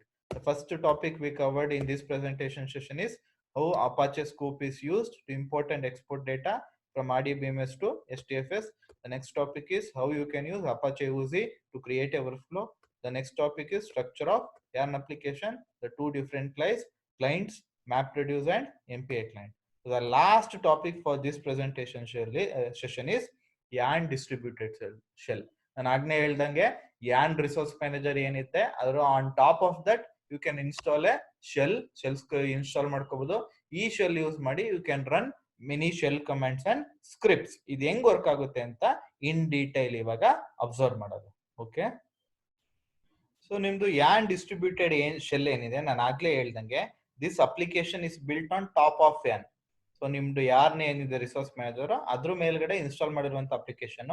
ಇದೊಂದು simple mechanism. Distributed shell is simple mechanism which is use for running your shell command ಏನಿತ್ತು ನಿಮ್ದು PWD ಪ್ರೆಸೆಂಟ್ ವರ್ಕಿಂಗ್ ಡೈರೆಕ್ಟರಿ ಅಥವಾ MKDA make directory ಆ ತರ shell commands ಅಥವಾ comments ಗಳನ್ನ ಮೊದಲೇ ಬರೆದು ಒಂದು ಸ್ಕ್ರಿಪ್ಟ್ ನ ಕ್ರಿಯೇಟ್ ಮಾಡ್ಕೊಂಡಿದ್ರೆ ಆ ಸ್ಕ್ರಿಪ್ಟ್ ನ ರನ್ ಮಾಡಕ್ಕೆ ಇದನ್ನ ಯೂಸ್ ಮಾಡ್ತೀನಿ. ಸೊ ಮಲ್ಟಿಪಲ್ ನೋಟ್ಸ್ ಅಲ್ಲಿ ಸೈಮಲ್ಟೇನಿಯಸ್ ಆಗಿ ಈ ಕಮೆಂಟ್ಸ್ ಸ್ಕ್ರಿಪ್ಟ್ಸ್ ನ ನಾನು ರನ್ ಮಾಡ್ಕೋಬಹುದು. ಜೊತೆಗೆ ಈ ಯಾನ್ ಡಿಸ್ಟ್ರಿಬ್ಯೂಟೆಡ್ ಶೆಲ್ ಏನಿದೆ ಅದು ಮ್ಯಾಪ್ ರೆಡ್ಯೂಸ್ ಅಲ್ಲಿ ಮೊದ್ಲು ಇರ್ಲಿಲ್ಲ, ಅದಕ್ಕೆ ಇದನ್ನ ನಾನ್ ಮ್ಯಾಪ್ ರೆಡ್ಯೂಸ್ ಕೇಪಬಿಲಿಟಿ ಅಂತ ಕರೀತಾರೆ. This capability was not provided in map reduce. ಇದನ್ನ ಯಾರ್ನ್ ಯಾವಾಗ ಬಂತು ಅಡೋಬ್ ವರ್ಷನ್ 2 ಅಲ್ಲಿ ಅವಾಗ ಈ ಕೇಪಬಿಲಿಟಿನ ಪ್ರೊವೈಡ್ ಮಾಡ್ಕೊಂಡಿರೋದು. ಸೊ ದಿಸ್ ಪರ್ಟಿಕ್ಯುಲರ್ ಯಾರ್ನ ಸೊ ಇದನ್ನೇ ಹೇಳಿರೋದು ನೋಡಿ, ಯೂಸಿಂಗ್ ದ ಯಾನ್. ಈ ಯಾನ್ ಡಿಸ್ಟ್ರಿಬ್ಯೂಟೆಡ್ ಶೆಲ್ ನ ಹೆಂಗ್ ಯೂಸ್ ಮಾಡ್ಕೋಬಹುದು ಅಂದ್ರೆ present we assume and assign the following installation path ನ ಸೆಟ್ ಮಾಡ್ಕೋಬೇಕು ನೀವು ಡಿಸ್ಟ್ರಿಬ್ಯೂಟೆಡ್ ಶೆಲ್ ಯೂಸ್ ಮಾಡಬೇಕು ಅಂತ. ಯಾವ ರೀತಿ ನೀವು ಜಾವಾ JDK ಇನ್ಸ್ಟಾಲ್ ಮಾಡಿದ್ಮೇಲೆ ಇನ್ಸ್ಟಾಲೇಷನ್ ಪಾತ್ ನ ಸೆಟ್ ಮಾಡ್ಕೋತೀರಾ, ಅದೇ ರೀತಿ ಈ ತರ ಇನ್ಸ್ಟಾಲೇಷನ್ ಪಾತ್ ನ ಸೆಟ್ ಮಾಡ್ಕೊಂಡ್ಮೇಲೆ you can start using your yarn. So usually ಆಗಿ ಇದು ಏನಾದ್ರು ಹೆವಿ ವೆಯ್ಟೆಡ್ ತುಂಬಾ ಮೆಮೊರಿ ಯೂಸ್ ಮಾಡ್ಕೋತೈತೆ ಅಂದ್ರೆ ಸೂಡೋ ಇನ್ಸ್ಟಾಲೇಷನ್ ಮಾಡ್ಕೋಬಹುದು in which you can use less memory. So ಆ ತರ ಸೂಡೋ ಇನ್ಸ್ಟಾಲೇಷನ್ ನಾನು ಏನೋ ಆನ್ ದ ಗೋ ನಾನು ಈ ಪರ್ಟಿಕ್ಯುಲರ್ ಶೆಲ್ ನ ಎಕ್ಸಿಕ್ಯೂಟ್ ಮಾಡಬೇಕು, ಎಂಟೈರ್ ಸಾಫ್ಟ್ವೇರ್ ನ ಇನ್ಸ್ಟಾಲ್ ಮಾಡ್ತೇನೆ ಆನ್ ದ ಗೋ ಏನಾದ್ರು ಕಮೆಂಟ್ ಪ್ರಾಂಪ್ಟ್ ಓಪನ್ ಮಾಡಿ ವರ್ಚುವಲ್ ಆಗಿ ಕಮೆಂಟ್ ಪ್ರಾಂಪ್ಟ್ ಓಪನ್ ಮಾಡಿ ಎಕ್ಸಿಕ್ಯೂಟ್ ಮಾಡ್ಬೇಕು ಅಂದ್ರೆ ಆವಾಗ ಈ ತರ ಪಾತ್ ನ ಸೆಟ್ ಮಾಡ್ಕೋಬೇಕು ಅಂತ ಹೇಳ್ತಾನೆ. ಸಪೋಸ್ ಏನಾದ್ರು ನಾನು ಪಾತ್ ಸೆಟ್ ಮಾಡ್ದೇನೆ ಡೈರೆಕ್ಟ್ ಆಗಿ ರನ್ ಮಾಡಬೇಕು ಅಂದ್ರೆ then you need to search for this particular files, then you need to execute this particular files ಅಂತ ಎಕ್ಸ್ಪ್ಲೈನ್ ಮಾಡ್ತಾನೆ. ಸೊ ಇದು ಯಾವ ರೀತಿ ನೀವು ಯಾನ್ ಡಿಸ್ಟ್ರಿಬ್ಯೂಟೆಡ್ ಶೆಲ್ ನ ಯೂಸ್ ಮಾಡಬಹುದು ಅನ್ನೋದ್ರ ಬಗ್ಗೆ ಇನ್ಫಾರ್ಮೇಶನ್. ನೆಕ್ಸ್ಟ್ ಒಂದು ಸಿಂಪಲ್ ಎಕ್ಸಾಂಪಲ್ ನೋಡೋದ ಯಾವ ರೀತಿ ಅದನ್ನ ಯೂಸ್ ಮಾಡಿದ್ದಾರೆ ಅನ್ನೋದಕ್ಕೆ we shall look in to a simple example. So as you can see here ಇಲ್ಲಿ ಒಂದು ಸಿಂಪಲ್ ಕಮಾಂಡ್ ರನ್ ಮಾಡಿದ್ದಾರೆ. ಸೊ ನಿಮ್ದು ಏನು ಯಾನ್ ಶೆಡ್ಯೂಲರ್ ಇತ್ತು, ಒಂದು ಅಪ್ ಟೈಮ್ ಅಂತ ಒಂದು simple command shell command run ಮಾಡಿದ್ದಾರೆ. ಅಪ್ ಟೈಮ್ ಏನ್ ಕೊಡುತ್ತೆ ಅಂದ್ರೆ ನಿಮ್ ಸಿಸ್ಟಮ್ ಎಷ್ಟು ಟೈಮ್ ಇಂದ ರನ್ನಿಂಗ್ ಅಲ್ಲಿ ಇದೆ, ಎಷ್ಟು ನಂಬರ್ ಆಫ್ ಯೂಸರ್ಸ್ ಇಂದ ರನ್ನಿಂಗ್ ಅಲ್ಲಿ ಇದೆ, ಎಷ್ಟು ಟೈಮ್ ಇಂದ ಸಿಸ್ಟಮ್ ರನ್ನಿಂಗ್ ಅಲ್ಲಿ ಇದೆ ಅನ್ನೋ ಇನ್ಫಾರ್ಮೇಶನ್ ಅಪ್ ಟೈಮ್ ಕೊಡುತ್ತೆ. ಸೊ ಜೊತೆಗೆ ಡಿಫಾಲ್ಟ್ ಆಗಿ ಡಿಸ್ಟ್ರಿಬ್ಯೂಟೆಡ್ ಶೆಲ್ ಏನಿದೆ, it will run on only one instance of a given shell command. That means you cannot run two or more instance in a single node. ಈಗ ಒಂದು single ನೋಡ್ ಇತ್ತು ಅಂದ್ರೆ cluster ಅಲ್ಲಿ, ಆ ಸಿಂಗಲ್ ನೋಡ್ ಮೇಲೆ 2-3 ಇನ್ಸ್ಟೆನ್ಸ್ ರನ್ ಮಾಡಕ್ ಆಗಲ್ಲ ಈ ಪರ್ಟಿಕ್ಯುಲರ್ ಶೆಲ್ ನ. ಓನ್ಲಿ ಒನ್ ಇನ್ಸ್ಟೆನ್ಸ್ ನ ರನ್ ಮಾಡಕ್ ಆಗೋದು ಅಂತ ಹೇಳ್ತಾನೆ.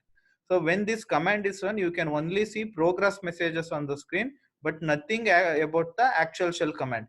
ಎಂಟೈರ್ ರನ್ ಆದ್ಮೇಲೆ ಏನ್ ರಿಟರ್ನ್ ಬರುತ್ತೆ ಅದ್ರ ರಿಸಲ್ಟ್ ನ ನೋಡ್ತೀವ, ಬಟ್ ಶೆಲ್ ಕಮೆಂಟ್ ಬಗ್ಗೆ ಏನೇ ಇನ್ಫಾರ್ಮೇಶನ್ ನಿಮ್ಗೆ ಸಿಗ್ತಾ ಇರಲ್ಲ ಅನ್ನೋದನ್ನ ಇಲ್ಲಿ ಎಕ್ಸ್ಪ್ಲೈನ್ ಮಾಡಿದ್ದಾನ. ಸೊ ಈ ಅಪ್ ಟೈಮ್ ಕಮಾಂಡ್ ರನ್ ಮಾಡಿದಾಗ ನನಗೆ ಆ ಪರ್ಟಿಕ್ಯುಲರ್ ಕಮಾಂಡ್ ಏನ್ ಪ್ರೋಗ್ರೆಸ್ ಆಗ್ತಾ ಇದೆ ಅನ್ನೋ ಮೆಸೇಜಸ್ ಮಾತ್ರ ಬರ್ತಾ ಇರುತ್ತೆ, ಬಟ್ ಈ ಕಮಾಂಡ್ ರಿಲೇಟೆಡ್ ಇನ್ಫಾರ್ಮೇಶನ್ ಏನು ಸಿಗ್ತಾ ಇರಲ್ಲ ನಿಮ್ಗೆ. ಅದಕ್ಕೆ ಹೆಲ್ಪ್ ಹೋಗ್ಬೇಕು. ಸೊ ಈ ಪರ್ಟಿಕ್ಯುಲರ್ ಕಮಾಂಡ್ ರನ್ ಮಾಡಿದಾಗ ಅದ್ರ ಪ್ರೋಗ್ರೆಸ್ ಏನಾಗಿದೆ ಅಂತ ಇನ್ಫಾರ್ಮೇಶನ್ ಸ್ಕ್ರೀನ್ ಮೇಲೆ ಬರ್ತಾ ಇರುತ್ತೆ, ಬಟ್ ಆಕ್ಚುಯಲ್ ಶೆಲ್ ಕಮಾಂಡ್ ಬಗ್ಗೆ ಏನೇ ಇನ್ಫಾರ್ಮೇಶನ್ ಕೊಡಲ್ಲ. ಇಫ್ ಶೆಲ್ ಕಮಾಂಡ್ ಏನಾದ್ರು ಸಕ್ಸಸ್ಫುಲ್ ಆಗಿ ರನ್ ಆಯ್ತು ಅಂದ್ರೆ ನಿಮ್ಗೆ ಈ ತರ ಇನ್ಫಾರ್ಮೇಶನ್ ಪ್ರಿಂಟ್ ಆಗುತ್ತೆ, ಅಪ್ಲಿಕೇಶನ್ ಕಂಪ್ಲೀಟೆಡ್ ಸಕ್ಸಸ್ಫುಲಿ ಅಂತ. ಸಪೋಸ್ ನಿಮ್ ಶೆಲ್ ಕಮಾಂಡ್ ಯಾವ್ದಾದ್ರು ರೀಸನ್ ಏನಾದ್ರು ಸಕ್ಸಸ್ಫುಲ್ ಆಗಿ ರನ್ ಆಗ್ಲಿಲ್ಲ ಅಂದ್ರೆ application fail to complete successfully ಅಂತ ಇನ್ಫಾರ್ಮೇಶನ್ ಪ್ರಿಂಟ್ ಆಗುತ್ತೆ. ಸಪೋಸ್ ನಿಮ್ಗೆ ಏನ್ಕೆ ಫೇಲ್ ಆಯ್ತು ಅಂತ ಫರ್ದರ್ ಇನ್ಫಾರ್ಮೇಶನ್ ಚೆಕ್ ಮಾಡ್ಬೇಕು ಅಂದ್ರೆ ನೀವು ಲಾಕ್ಸ್ ಹೋಗ್ಬೋದು. ಅದಕ್ಕೆ ಈ ಕಮಾಂಡ್ ರನ್ ಮಾಡ್ತೀರಾ. ಯಾನ್ ಲಾಕ್ಸ್ ಅಂತ ಕೊಟ್ಬಿಟ್ಟು ಯಾವ ಅಪ್ಲಿಕೇಶನ್ ರನ್ ಮಾಡಿದೀರಾ ಅಪ್ಲಿಕೇಶನ್ ಐಡಿ ನ ಮೆನ್ಷನ್ ಮಾಡಿದ್ರೆ ಅವಾಗ ಲಾಕ್ ಸಿಗುತ್ತೆ. ಆ ಲಾಕ್ಸ್ ನ ಚೆಕ್ ಮಾಡಿ ಏನ್ಕೆ ಆ particular up time command successful ಆಗಿ ರನ್ ಆಗ್ಲಿಲ್ಲ, ಏನ್ ಪ್ರಾಬ್ಲಮ್ಸ್ ಇತ್ತು ಅಂತ ಇನ್ಫಾರ್ಮೇಶನ್ ನ ಡೀಟೇಲ್ ಆಗಿ ಆ ಲಾಗ್ ಅನ್ನೋ ಫೈಲ್ ಇಂದ ನೀವು ಒಬ್ಟೈನ್ ಮಾಡ್ಕೋಬಹುದು. So this is how you can run your YARN distributed shell run ಮಾಡಬಹುದು. ಫಸ್ಟ್ ಪಾತ್ ನ ಸೆಟ್ ಮಾಡ್ಕೋಬೇಕು. ಆನ್ ದ ಗೋ ಏನಾದ್ರು ವರ್ಚುವಲ್ ಆಗಿ ಏನಾದ್ರು ರನ್ ಮಾಡ್ತೀರಾ ಅಂದ್ರೆ ಈ ಪಾತ್, ಇಲ್ಲ ಎಕ್ಸಿಕ್ಯೂಟ್ ಮಾಡಿ ಡೈರೆಕ್ಟ್ ಆಗಿ ರನ್ ಮಾಡ್ತೀರಾ ಅಂದ್ರೆ ಡೈರೆಕ್ಟ್ ಆಗಿ ಎಕ್ಸಿಕ್ಯೂಟ್ ರನ್ ಮಾಡಬಹುದು. ಇದೊಂದು simple example. In order to execute a shell command called as uptime. Successful ಆಗಿದ್ರೆ ಈ ಇನ್ಫಾರ್ಮೇಶನ್ ಎರರ್ ಇದು ಲಾಗ್ ಅಲ್ಲಿ ಏನ್ ಎರರ್ ಆಗಿದೆ ಅಂತ ಚೆಕ್ ಮಾಡ್ಬೇಕು ಅಂದ್ರೆ ಯಾನ್ ಲಾಗ್ಸ್ ಅಂತ ಕೊಟ್ಬಿಟ್ಟು ಅಪ್ಲಿಕೇಶನ್ ಐಡಿ ಕೊಟ್ರೆ ನಿಮ್ಗೆ further information with respect to that particular command ಏನ್ ರನ್ ಆಗ್ಲಿಲ್ಲ ಅಂತ ಫರ್ದರ್ ಇನ್ಫಾರ್ಮೇಶನ್ ಸಿಗುತ್ತೆ. So this completes all the 4 topics of this presentation session. So what all the topics we covered in this particular presentation session andre, first we covered a topic called as Apache Scoop. Why we need Apache Scoop? ನಾನು ಆಗಲೇ ಹೇಳಿದ್ದೀನಿ, it is used in order to transfer data between your Hadoop and relational database. RDBMS ಮತ್ತೆ ನಿಮ್ದು Hadoop ಏನಿದೆ ಅಲ್ಲಿ ಡೇಟಾನ import ಮಾಡಕ್ಕೆ ಅಥವಾ ಡೇಟಾನ export ಮಾಡ್ಕೊಳ್ಳಕ್ಕೆ use ಮಾಡ್ಕೋಬಹುದು. ನೆಕ್ಸ್ಟ್ ನಾನು ಏನಾದ್ರು ಒಂದು ವರ್ಕ್ ಫ್ಲೋ ನ ಡಿಸೈನ್ ಮಾಡಬೇಕು, ಈ ಸ್ಟೆಪ್ ಆದ್ಮೇಲೆ ಈ ಸ್ಟೆಪ್ ಔಟ್ಪುಟ್ ಈ ಸ್ಟೆಪ್ ಗೆ ಇನ್ಪುಟ್ ಆಗ್ಬೇಕು, ಒಂದು ಡಿಸೈನ್ ನ ವರ್ಕ್ ಫ್ಲೋ ಕ್ರಿಯೇಟ್ ಮಾಡಬೇಕು ಅಂದ್ರೆ ಅಡೋಪ್ ಅಲ್ಲಿ I can make use of a tool called as Apache Oozie ಅಂತ ಒಂದು ಟೂಲ್ ನ ಮೇಕ್ ಯೂಸ್ ಮಾಡ್ಕೋಬಹುದು. ಜೊತೆಗೆ ಟಿಲ್ ಹಡೂಪ್ ವರ್ಷನ್ 1 ನಿಮ್ map reduce data processing resource management ಮಾಡ್ತಾ ಇತ್ತು. But from Hadoop version 2 map reduce will only do data processing, virus resource management job ನ ಯಾನ್ ರಿಸೋರ್ಸ್ ಮ್ಯಾನೇಜರ್ ಗೆ ಪ್ರೊವೈಡ್ ಮಾಡ್ತೀವಿ.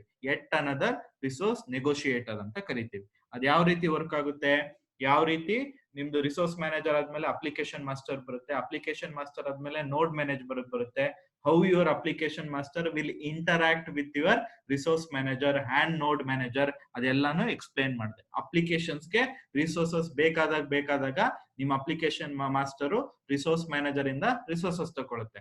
ಆಮೇಲೆ application master corresponding node manager ಗೆ resources ನ ಪ್ರೊವೈಡ್ ಮಾಡುತ್ತೆ. ಅವಾಗ ಆ ನೋಡ್ ಗಳಲ್ಲಿ applications using those resources run ಆಗ್ತಾ ಇರುತ್ತೆ. ಸೊ ಯಾವ ರೀತಿ ನಿಮ್ದು ಯಾನ್ ಕಾಂಪೋನೆಂಟ್ಸ್ ಗಳಿದೆ ಅನ್ನೋದನ್ನ ಈ ಡಯಾಗ್ರಾಮ್ ರೆಪ್ರೆಸೆಂಟ್ ಮಾಡಿದ್ರು. This are the 2 clients, map reduce ಮತ್ತೆ message passing interface. Last topic ಬಂದು ನಾವು will look in to yarn distributed shell which will be installed on top of your yarn resource manager top ಅಲ್ಲಿ install ಮಾಡ್ಕೊಂಡಿರ್ತಾರೆ. So ಅದನ್ನ ಯಾವ ರೀತಿ path set ಮಾಡ್ಕೊಂಡ್ರೆ run ಮಾಡ್ಕೋಬಹುದು, ಒಂದು ಸ್ಮಾಲ್ ಎಕ್ಸಾಂಪಲ್ ಯಾವುದು ಅನ್ನೋದನ್ನ ಎಕ್ಸ್ಪ್ಲೈನ್ ಮಾಡಿದ್ದೀನಿ. So this completes all the 4 topics of this presentation session. All these 4 topics are very much important from exam point of view. So make sure you watch all your presentation sessions and also try to make a notes of all the presentation session and also prepare well for all this presentation session. Still, if you are getting any doubts with respect to, and also watch your presentation session again and again if you are getting any doubts. Still, if you are persisting with any doubts with respect to any presentation session, then you can call or ping me with respect to what are all the doubts you are having. Then I will be able to clarify your doubts. So once again, I request you to watch all your presentation session and prepare well for your exams. Thank you.